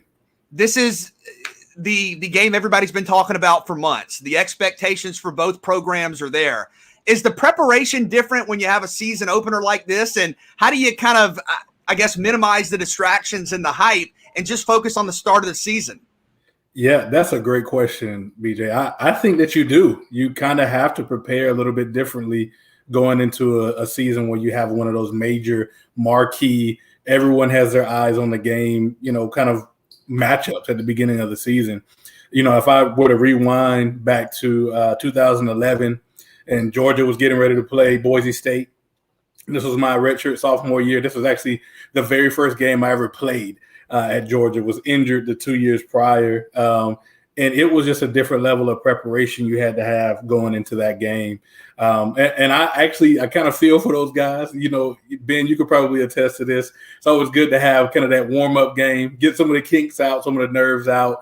You hadn't really played meaningful football in a while. But I do think that Kirby is a mastermind, and I think he's a great motivator. And I think he'll do a great job of having those guys prepared and ready for the first game of the season for sure. Now, Chris, people talk about going to Georgia and the pressure that comes with going to the University of Georgia. I mean, we hear about the linebackers, the safeties, we hear about the tradition of the quarterbacks and running backs. You played on probably the hardest, thing to do at Georgia. The offensive line player at Georgia is legendary, right? Every single year, the Great Wall and all these different things. What is it like knowing that, look, y'all not going to get the ink in the paper because y'all just go about y'all business. But if there is one slip up, one guy will make it so that the other 5 guys or other 4 guys will do. They're not getting it done. What is that pressure like on yourself and as a group? Because it's 5 guys every single play to say, look, man, I know we got a 5-star quarterback, 5-star running backs, receivers, tight ends, but if we don't do our job, it's going to be a long season. Yeah, that's a great point. For me, I honestly didn't feel any pressure at all, at least not externally. It was more so pressure for myself personally because of, like you said, we have so much talent around us. You had so many guys who could, if you just gave them a crease, could take it to the house. I had the privilege of being able to block for, Isaiah Crowell, Keith Marshall, Todd Gurley. And then, from the quarterback position, there's not much better in a college game than Aaron Murray was, at Georgia. So you felt like as long as I could just not get in the way, like I almost would tell people, if you didn't know I played in the game, that means that I did a good job. Because you know how this is. The only time they bring up an offensive lineman's name is if we get a penalty or if we have a terrible block and give up a sack. So for me, my goal was just to make sure that I, brought my work pail with me and that I did my job each and every time because I knew if the guys next to me could trust me, I knew I could trust them. And Chris, I know this year for Georgia's offensive line, some injuries, some changes, some guys you have to replace. How long does it take to develop that chemistry and get 5 guys on the same page? Great question. I think it mostly happens in camp, to be completely honest with you. That's where the blood, sweat, and tears comes from. And that's where the trust that guys know what to do comes from. I think when you're in the game speed makes some changes. It makes you a little bit more antsy. You might think that things are coming half of a second sooner than they are or half of a second later than they are when you're at the game speed. But I think if you're in training camp and they prepare you well, and if you take every rep in practice like a game rep, it just makes that trust that much stronger. So it even honestly probably starts in spring ball, summer ball. If you trust that the guy next to you actually knows the calls, knows what to do, can project when blitzes are coming, when twists may be coming, then you're usually able to develop that trust and that chemistry. I think the only thing I'm a little bit concerned with this line coming in is that they are so deep. They have so many options. It's less likely for you to build some of that continuity throughout that camp time period because guys are swapping in and out. They're probably trying to find out who's the guy who really can play, who can really provide that push that we need And when you have so many options, you have 20, 25 guys who are on scholarship, 4-star, 5-star, makes it a little bit more difficult to kind of hone in on who really you can trust in. Whereas we didn't have that luxury when I was playing. I think we were about 11 or 12 deep. And, we really just had to kind of lock in and make sure that we did the job. I mean, Chris, you talk about trust. You talk about being able to come together in camp. Some things I tell Kevin and BJ all the time, instincts. When a player, look, I prepare. I know what's going to happen. I know the guy in front of me. How much easier in the game and how much funner is the game? We're like, look, man, I'm just letting my instincts take over out here. And how much worse did that make life for the guy in front of you, even if he meets you talent threshold? Because, look, man, I'm just reacting. Now, forget playing. I'm just reacting out here. Yeah, no, that's a great point. I think those instincts are what separates the good player from the great player, or the average player to the good player. Because you can learn everything that you need to learn. You can read, all the books. You can understand analytically, on this play, he might go inside on this pass rush play if they're bringing a blitz from the right. But if you're in the moment and you're starting to be so analytical that you're not allowing your body to actually trust your instincts, you're always going to be thinking. And I feel like if you're thinking, you can't play fast. So I feel like that's really important for those guys, to be able to develop that trust where they're in that moment and they're able to say, let me focus on what I'm doing, because I can trust that my brother next to me can trust his instincts and do what he needs to do. And Clemson's defensive line has just been extraordinary for a number of years. That's your test right away. I mean, what's going to be the biggest key for this Georgia offensive line and this Georgia offense overall, Chris, to be able to be productive against a defense that is so good and especially so good up front? Yeah, it always starts in the trenches. And, I think the fact that they feel like they're probably solidified with Jamar Salyer at left tackle, I think will go a long way. But also just having a guy who is tenured like Warren Erickson and playing at center, I think will be very helpful as well. The guys who are making the calls, I think, really make everything run.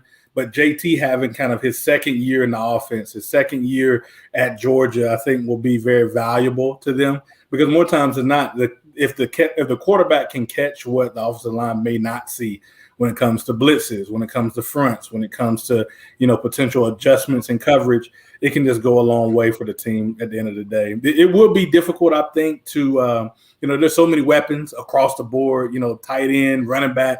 There's, there's people all over the field who can make plays. So at the end of the day, if they're doing their job in the trenches, it'll make everything work. And it works that way in probably the best teams you see across the country year in and year out. Now, Chris, you said something that I ain't never heard an offensive lineman say coming from the college level. You said I had the privilege of blocking for Marshall and, when I watched Sean and, Todd Gurley. Yeah. Talk about that when you're saying, look, man, listen, I don't – because obviously that's what you hear, right? You go home and talk to your family and say, hey, man, is Todd Gurley really that good? Yep, he's that good, he's that big, he's that fast. And you say my job is just not getting away. Just talk about that to be like, dude, people would kill to have any one of these guys. We got all three of them. How much better does it make life for you knowing that, look, number one, I don't know what they say in the running back meeting when they say, man, I want to run behind Chris, man. I like the way it's got to make you when you feel good when those guys come slap you on the helmet saying, Chris, man, keep doing what you're doing. Because like I said, those guys are matching what you guys doing in the front. And you know how it is, man. I love when I watch a play from the back and everybody's, if it's a zone to the left, everybody's taking that zone step to the left, even the running backs, even the fullback. What is that about when you say I had the privilege of blocking for those guys?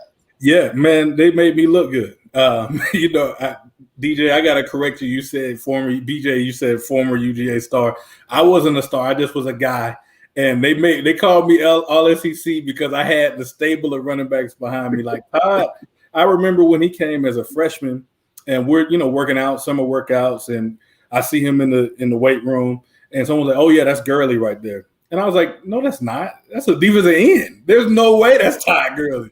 And sure enough, he showed himself to be as elite of a talent as he was someone who was eye candy on the football field. And, having those guys like you mentioned, Isaiah Crowell with Sean Ely, Caleb King, CT, et cetera, et cetera. I mean, you just had so many guys who were coming through and could make plays that your goal was really to just create a scene. Especially for Todd. Todd was one of those guys who had probably superhuman level balance. I've never seen anything like it. I've seen him get hit to a point where he was, pretty much horizontal to the ground and somehow stand straight back up and keep running. So my goal, in high school was to just road grade, try to destroy the guy in front of me, embarrass him, etc. When you go to the next level, that's not always realistic. Like, that's still in the back of your mind. Like, I want to be aggressive. I want to embarrass them. But sometimes being too aggressive can get you in the way of the talent to actually make plays. So I think as I evolved and grew, I realized, like, man, it's really a privilege to have this amount of talent in the backfield. And I know not very many schools can tout that because, UGA is running back you, in my opinion. Oh, no doubt, Chris. And you think about the offensive linemen. We're chatting with Chris Burnett, former Georgia Star, former All-SEC guard, and a former team captain for the Dogs. You think about Georgia, and I understand, obviously, the passing game, the production is going to be there. But you think about physical play at the line of scrimmage. You think about winning at the point of attack. Even though you do have a great quarterback and you do have playmakers, how important is it going to be to still win in the trenches when it matters? Oh, it's always important. A rule that my dad taught me, because he was actually my first football coach in 6th grade, was that you want to set the tone. He's like, do not let that first play go by without you letting that person in front of you know that you're there. And I think that rule exists at every level of football, from Pop Warner all the way to the NFL. If you don't set the tone and let the guy know, like, you're going to have to deal with me all day long, it's a game of matchups. It's a game of one-on-one matchups that kind of all come together and coalesce. And I think if you're not able to set that tone in the trenches, it would really make its way known in the backfield as well. Like, to rewind to, I think, 2012, we were playing South Carolina. It was a night game. Everyone's going crazy. I think we're both top 5, top 10 teams in the country. They have Jadeveon Clowney and et cetera on their defensive line. And they set the tone on the first play. Like, I'll be honest with you, they brought it to us on the first play, and we wound up losing 35-7. So it just lets you know in those moments that if you don't come prepared to set the tone in the trenches, doesn't matter how much talent you have on the edges, on the outside, and the skill positions, as they call them, you're not going to be able to win the game, in my opinion, at least. And Chris, I was blessed enough to play, back in the day, and it's a feeling, right? Like, people ask, what is that feeling like? Like, describe it. Like, you getting ready for South Carolina before the game ever kicks off. You're in the locker room.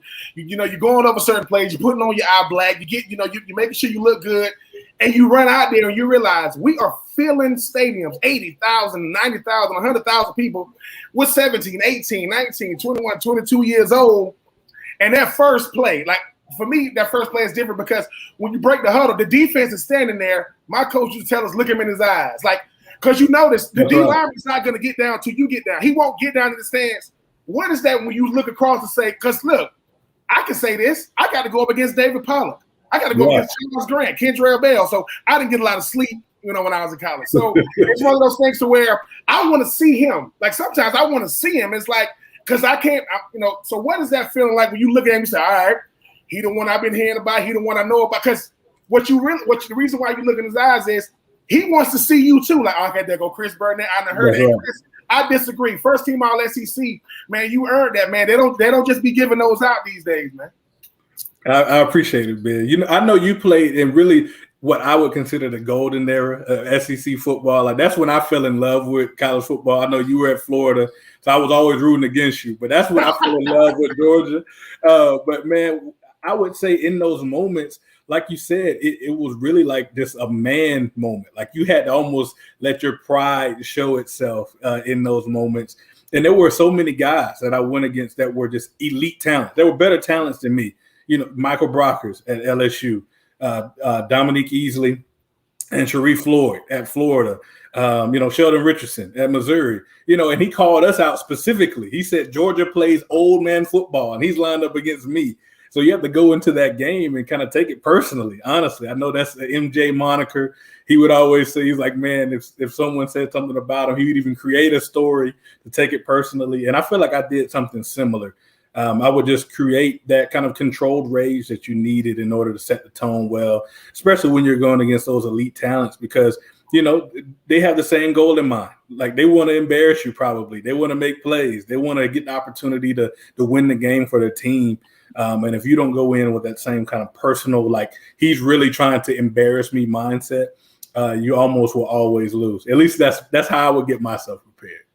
Great perspective from Chris Burnett here on 3 and Out, talking Georgia Clemson. Chris, thank you so much for the time, and we'll definitely do it again soon. Sounds good. I appreciate it. Thank you, brothers. Chris Burnett and talking Georgia Clemson. Ben, we'll have a real game to talk about with the Dogs soon enough. We'll come back with more 3 and Out on the Southern Pigskin Radio Network.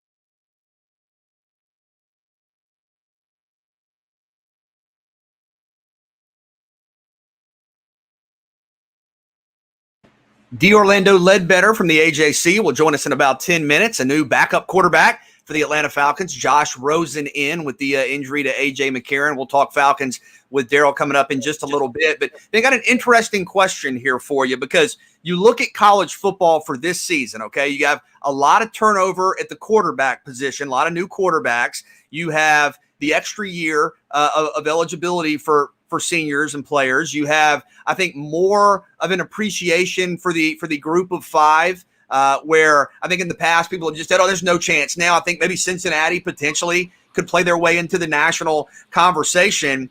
Christian put in the show notes, I think it's a very good question. Could we be in for the wackiest year in college football since 2007, when LSU lost to Kentucky and Arkansas and still won the national championship? And when they lost to Arkansas, that was the last game of the regular season, and they still won the national title. So given that we got a lot of new quarterbacks, all the questions, is it going to be the same old teams, or could it get a little different? I think it is going to be a little different, BJ. The biggest factor is, okay, the climate that we're in with this vaccine, no vaccine, COVID-19 climate, BJ. Think about this. I think it's going to be more how Georgia Southern had to deal with playing Campbell the first game, and they have a limited capacity of players. Because they're going to, like, what makes games better is when everybody on the roster is a focal point. You a starter. So just say a starter get hurt, next man up. But what if a starter can't play because they came in close? Everybody has to be ready. So that's going to make for wackiness. But, BJ, isn't that what we really want? Like, you kind of want wackiness because, in a sense, man, I don't want this.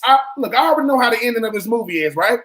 But I still want to watch. So I do think it's going to be wacky, BJ. And the thing about it is we only talking about the teams that have a shot, right? We only talking about them 8 to 10 teams we think got a shot, with Iowa State kind of being new to the party, BJ. But this is the thing. It's good quarterbacking all over this year. That kid Slovis out there at USC, he's a good freaking quarterback. Like, so you got good quarterback. You got the kid in Minnesota, good quarterback. So the quarterbacking this year is kind of spread out in all the conferences. But we have to know about the Spencer Rattlers, the Sam Howells, the De'Aaron Kings, the Bryce Youngs. Who can add their name to that list? Because I give you a name, Kyle Trask. Going into 2020, nobody thought that he was going to do that. Not even me. So we are a quarterback. I love it now. I'll take it. But BJ, the quarterbacks are always going to be the easy names to remember, right? But I'm telling you, BJ, could we have a Utah State type quarterback out there this year that can kind of add some sauce to it? I'm looking forward to it. But I'm like you, BJ. I know deep down inside, outside of the team we root for, we kind of want something new, don't we? Like, don't we want something new? Because I'm not taking nothing away from the Alabamas of the world. I'm not saying that. But I know. Well, let me ask you this first, because Kevin used to say this a lot, and I think he really means it. But I think sometimes people say it, and I just like to ask him, because I think Alabama and Ohio State, Clemson and Oklahoma, you may get tired of seeing the same matchups, but they're still programs that everybody knows the history of, knows the players, guys that are going on to the National Football League. And I do think it would be good to have some variety. But do you think the same hype and attention would be there? I'm just asking if it's Alabama versus Clemson compared to, let's say, it's Iowa State and North Carolina in a semifinal. Yes, because the thing about it is this. You have to go research. That's what the NCAA tournament is, right? There are teams that go farther than you thought, and you hopefully they ain't bust your bracket, that you got to go. Some teams you got to go and research a little bit. And BJ, this is the thing. But and somebody gonna say, well, they got to be pretty good, right? That they won the last 4 teams standing. So you go back and look who they played, look who their coaches are. So yes, BJ, the thing about college football, it's already, the prestige is already there. I know we think we know how it's gonna look, but TCU and Baylor did nothing to not make it. They didn't do anything, they just dropped. So if Iowa State makes it in, well, go back to the preseason. They've been talking about Iowa State since 2019, 2020, as far as like this team. You talk about Sam Howell, that's going to force them to say, dude, do you know what he did his true freshman year? That forces them to go back and see what their resume is. So, yeah, BJ, we just expect it, right? It's like when Clemson and Alabama lose, we go, who did they play? Because they don't lose a lot. But when you get new guys to the party, BJ, I think it makes college football show you just how much even it is, especially with all this alliance this and all this other kind of stuff. We could be getting ready for what's coming compared to what is. But yeah, I love variety, man. I mean, at the same time, it's all about trying new things now and again, BJ. I know we getting older, we getting stuck in our ways, but just because we never had it don't mean it ain't good. So Iowa State, North Carolina, Miami, Cincinnati, you got some teams that can break it to it. And BJ, that might be all it takes. If Cincinnati breaks into that top four, that might be all, say an entire conference had to do to kind of start getting some love, because Purdy, good quarterback, man. Quarterbacking is the one thing, BJ, but Cincinnati got a cornerback. I don't think he's given up a freaking touchdown in 2 years. Could you imagine if he went to LSU? Oh my God. So all I'm saying is the talent is across the board. The only reason why we're gonna have a reason to watch teams not in the norm is when they do something abnormal. And I think you got a shot to see some of that this year. The point Christian made in the show meeting in the notes, I think is an important one for this season, where Cincinnati might be that team that has a chance. And I know people will say, "Come on, Central Florida didn't get close, Coastal Carolina didn't get close." There's always Memphis. There's always a G5 team, but they're not going to get into the playoff. I think the perception, as we talked about earlier in the show, is starting to change. And even though they lost, I think that Cincinnati-Georgia game last year, the Peach Bowl, really showed a lot of people that, hey, Cincinnati, I mean, they controlled that game for the most part. And credit Georgia for coming back and late field goal. But I think that Cincinnati proved itself. And I'm not saying there are moral victories, but you went toe-to-toe with an SEC superpower, and you couple that with the wins they have had, the success they have had, and there's a reason Cincinnati's a top 8 team in the preseason. And normally teams like Cincinnati start out, 16, 17, 18. You're number 8 or 9 in the country. You play Indiana, you beat Indiana. You play Notre Dame, you beat Notre Dame, and you have a resume. I think right now Notre Dame's in the top 10, Indiana's in the top 20, that has that, plus a win over UCF, plus a win over Memphis, Navy, the ACC schedule. I think there's a chance Cincinnati is the X factor, and it will be well-deserved. So keep an eye on the Bearcats, and could they make a run at the college football playoff? We'll come back. We'll talk Falcons next. D. Orlando Ledbetter, 3 and Out on the Southern Pigskin Radio Network.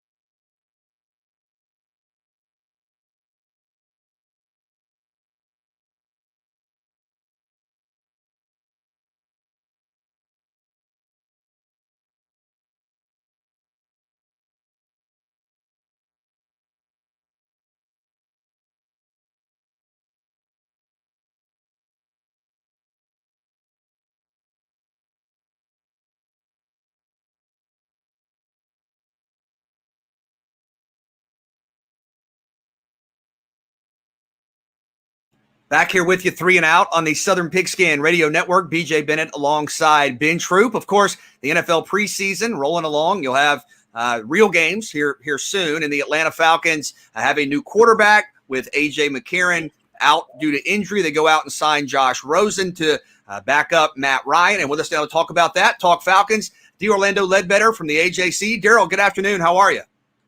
Hey, I'm doing great. Thanks for having me, guys. Well, thanks so much for coming on. So tell us about Josh Rosen, a guy who was a first-round pick not long ago, kind of what the expectations are and how he fits.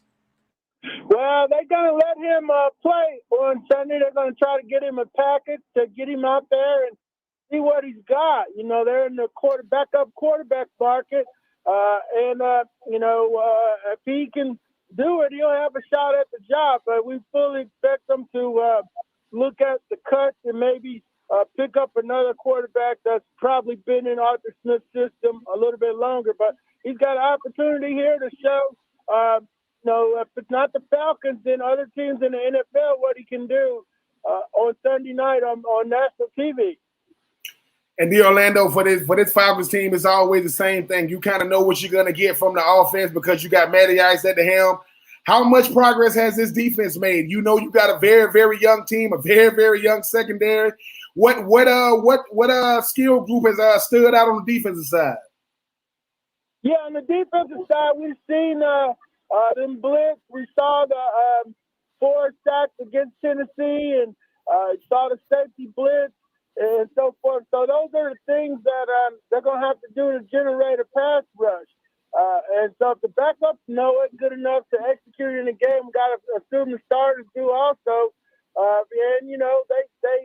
They're going to have to do that. They don't have a John Abraham or anybody to go out and get a for sure double-digit sack. Maybe Dante Fowler can get there and do it this year, but it's going to be a collective effort, and so far it looks pretty good. We're going to talk to Dean Pease tomorrow to get an update on how everything's going with that installation. I was going to say, you've seen some production from the front line, and you're obviously right. It has been a talking point for a number of years. Are the expectations higher for the defensive front and the defensive line this season? Yeah, I think so, because they look a little bit sturdier in practice against the Dolphins. And in practice, when you put Fuller, Grady Jarrett, and Tyler Davidson together in the middle of that 3-4, that's a lot to move around for the opponent. So Buller's been a steady pro, and he's getting an opportunity here. Normally they would have want that person to be Marlon Davidson, but he's got a left knee injury that's going to be problematic for him probably for the rest of his career. So he's probably a rotation player only.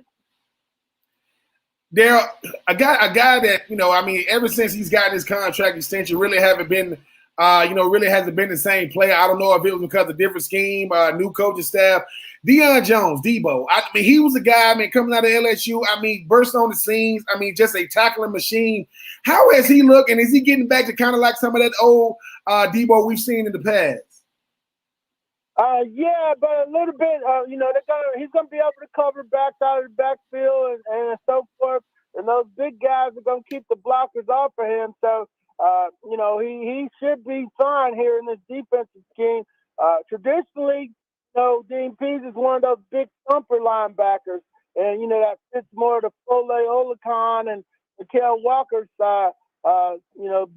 So we'll see if he's able to hold on and play this 3-4, or if it's just going to be a third down backer moving forward, covering guys out of the backfield. But Deion looks pretty good in camp so far.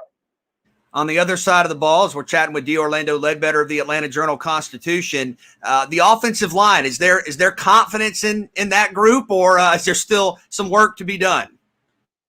Yeah, still some work to be done on the positive side.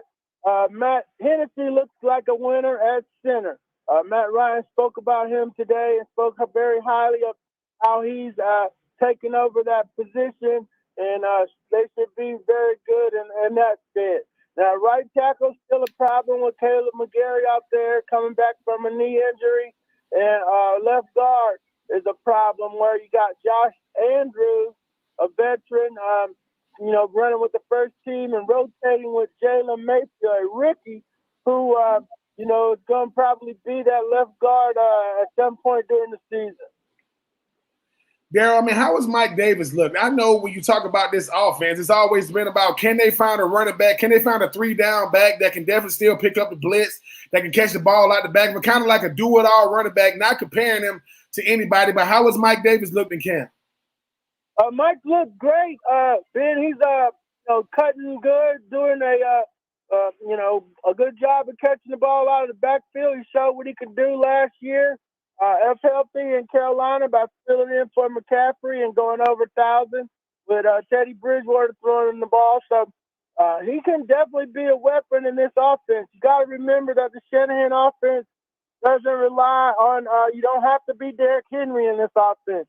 Alfred Morris got 1,600 yards 3 years in a row in this offense. So, D'Amico Ryans, when he was with the Titans, he ran for it pretty good. The old Oklahoma back came out and played with Dallas for a little while. But, so Mike Davis should be just fine what the Falcons are trying to do offensively. Kyle Pitts, obviously the expectations are super high. This is a guy that can do it all. What has impressed you most about him just as he gets ready for the start of the season? Yeah, I think they're doing him a disservice by not letting him play. They look great in practice going against the, backups and the reserves and so forth. Down in Miami last week, Eric Rowe kind of, locked him up a little bit. So he's not used to NFL contact and NFL safety, the guys he's going to be seeing on a regular basis. So it would have been, probably a little bit smarter to play him. Everybody else is playing their rookies. Pittsburgh's playing Najee and so forth. Justin Fields is playing. Trent Lance is playing. But the Falcons, for some reason, have decided not to play Pitts. So, that's going to hurt him in the long run, I believe, because it's going to take going to make his adjustment period in season longer. Yeah, and even sticking with that adjustment period, Daryl, I mean, you talked about it. These safeties, they see the tape. They know how tall he is. They know how fast and long he is. And they know that one thing they can use against him is physicality. They're not going to let him just get free releases and just, trying to chase him down the field.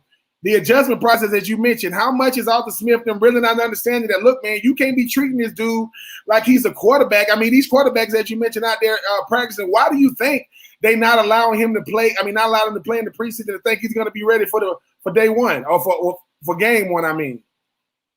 Yeah, I wrote that story. It's up on AJC.com right now. Arthur telling us that, practice is just as good as the games. They didn't need the games last year when they went from COVID straight to the season, a bunch of, kind of new sounding, new school mentality. But, I haven't seen people get ready for the season without playing the game. So they were throwing out, well, hey, in high school, we didn't have any games before the games. And in college, there's no exhibition games. You just go and play.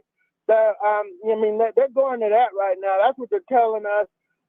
But there's no replacement for practicing and no replacement for getting in real game situation. But they're trying to do that, and we'll see how it works out for them. I understand the Browns not doing it. They almost won the AFC Championship last year. But this is a 4-12 team. They don't need to be sitting anybody. Orlando Ledbetter does a great job covering the Falcons for the Atlanta Journal-Constitution, AJC.com. Hey, Daryl, thanks so much for the time as always. Sure, no problem. Thanks for having me. Ben, you obviously have a unique perspective on, the transition Kyle Pitts is going through. The expectations are there. Is this something where, to Daryl's point, do you learn a lot from preseason opportunities when you're a rookie? And, could this not be a great thing for Kyle that he's not out there a bunch? I mean, you hope it's not. You hope it doesn't work against him, BJ. But it goes back to what Daryl said about, Arthur Smith saying that, he didn't have it in high school, he didn't have it in college. That's not a good analogy. I mean, because nobody had those things, and they still had to adjust to what the NFL does. And then you go down to Miami, and he's getting, guys are really getting their hands on him. Look, the goal is how do you adjust to the NFL game, not just game in and game out, day in and day out. You got to know what teams want to do to you. You got to know how players want to play against you. You got to know how they want to take away your technique. And the one thing that they're going to try to take away from Kyle Pitts is how explosive he is. How do you slow him down? By being physical with him.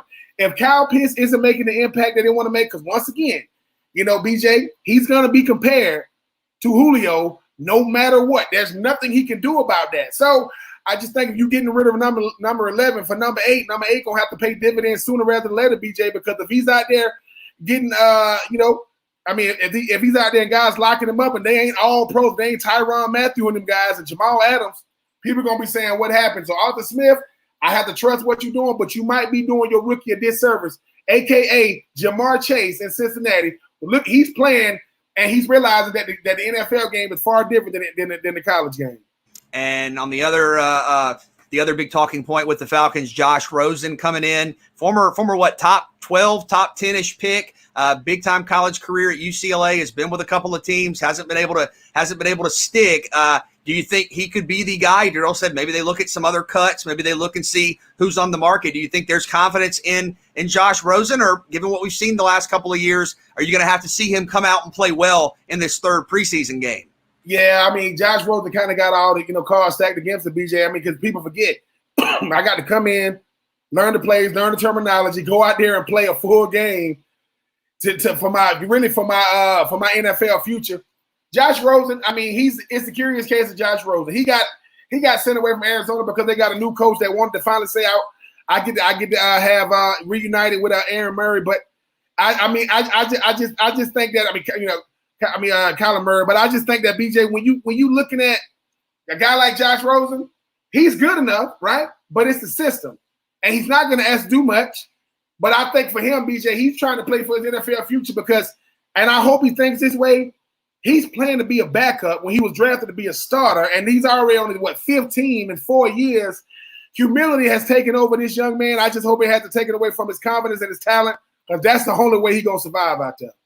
NFL news, and we mentioned earlier today, Trevor Lawrence has been named the starting quarterback. Speaking of quarterbacks in Jacksonville, we'll come back, talk about that. 3 and Out on the Southern Pigskin Radio Network.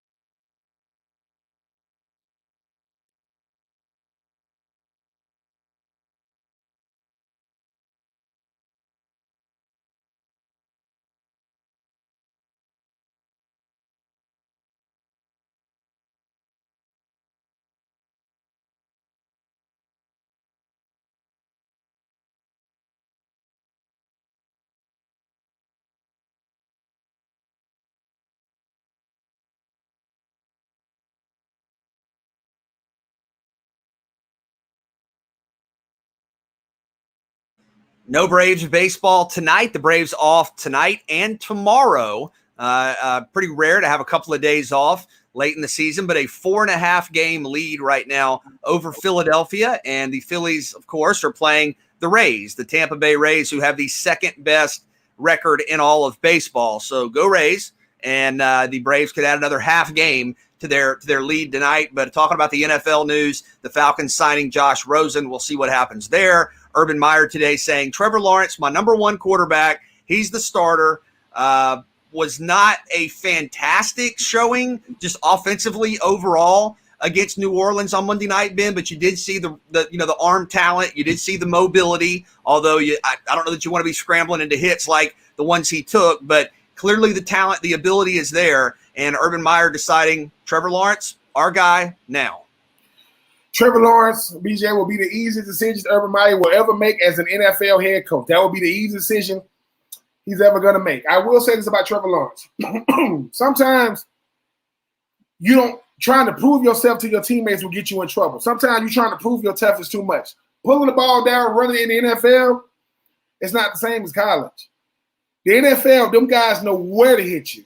Them guys know how to hit you.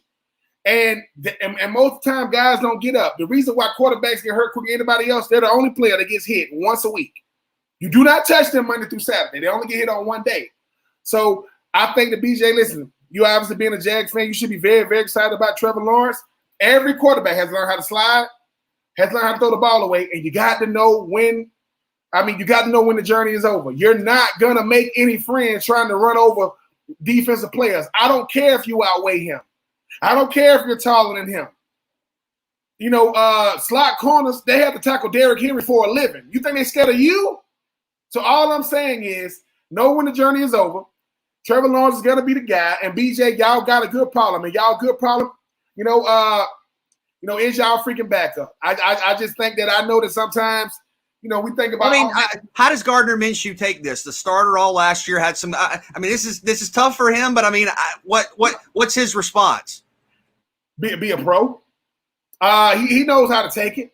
BJ, he's never think about this. When's the last time Gardner Minshew was the first choice? Wasn't the first choice coming out of high school, had to transfer when he went to college. Wasn't the first choice when he got drafted, but he's always ready. So they tell him, Gardner, listen, the greatest thing you can do is be a mentor to that young guy and be ready, which he's going to be, because at the end of the day, he's still getting paid to be an NFL quarterback, BJ. He just got to play earlier than we thought he would. So Gardner is a good problem to have, because if Trevor struggles, you could just put Gardner in, and Trevor still has a chance to come back there in the regular season. But hey man, the season is here.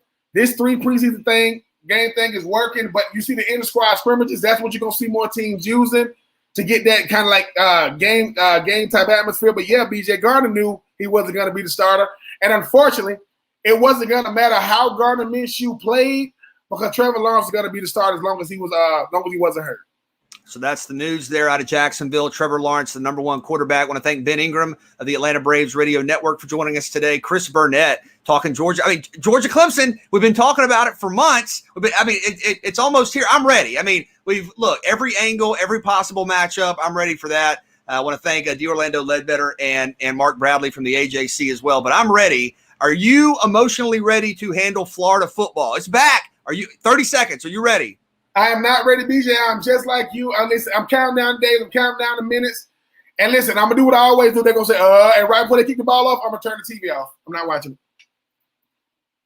Can't handle it. Can't deal with it. We'll see you tomorrow, 3 and Out, all across the Southern Pigskin Radio Network. Again, Braves off tonight, Braves off tomorrow. And if you're paying attention to the standings, you want the Rays to beat the Phillies. We can get back up to 5 games for Atlanta in the National League East. We'll see you tomorrow, 3 and Out, ESPNCoastal.com.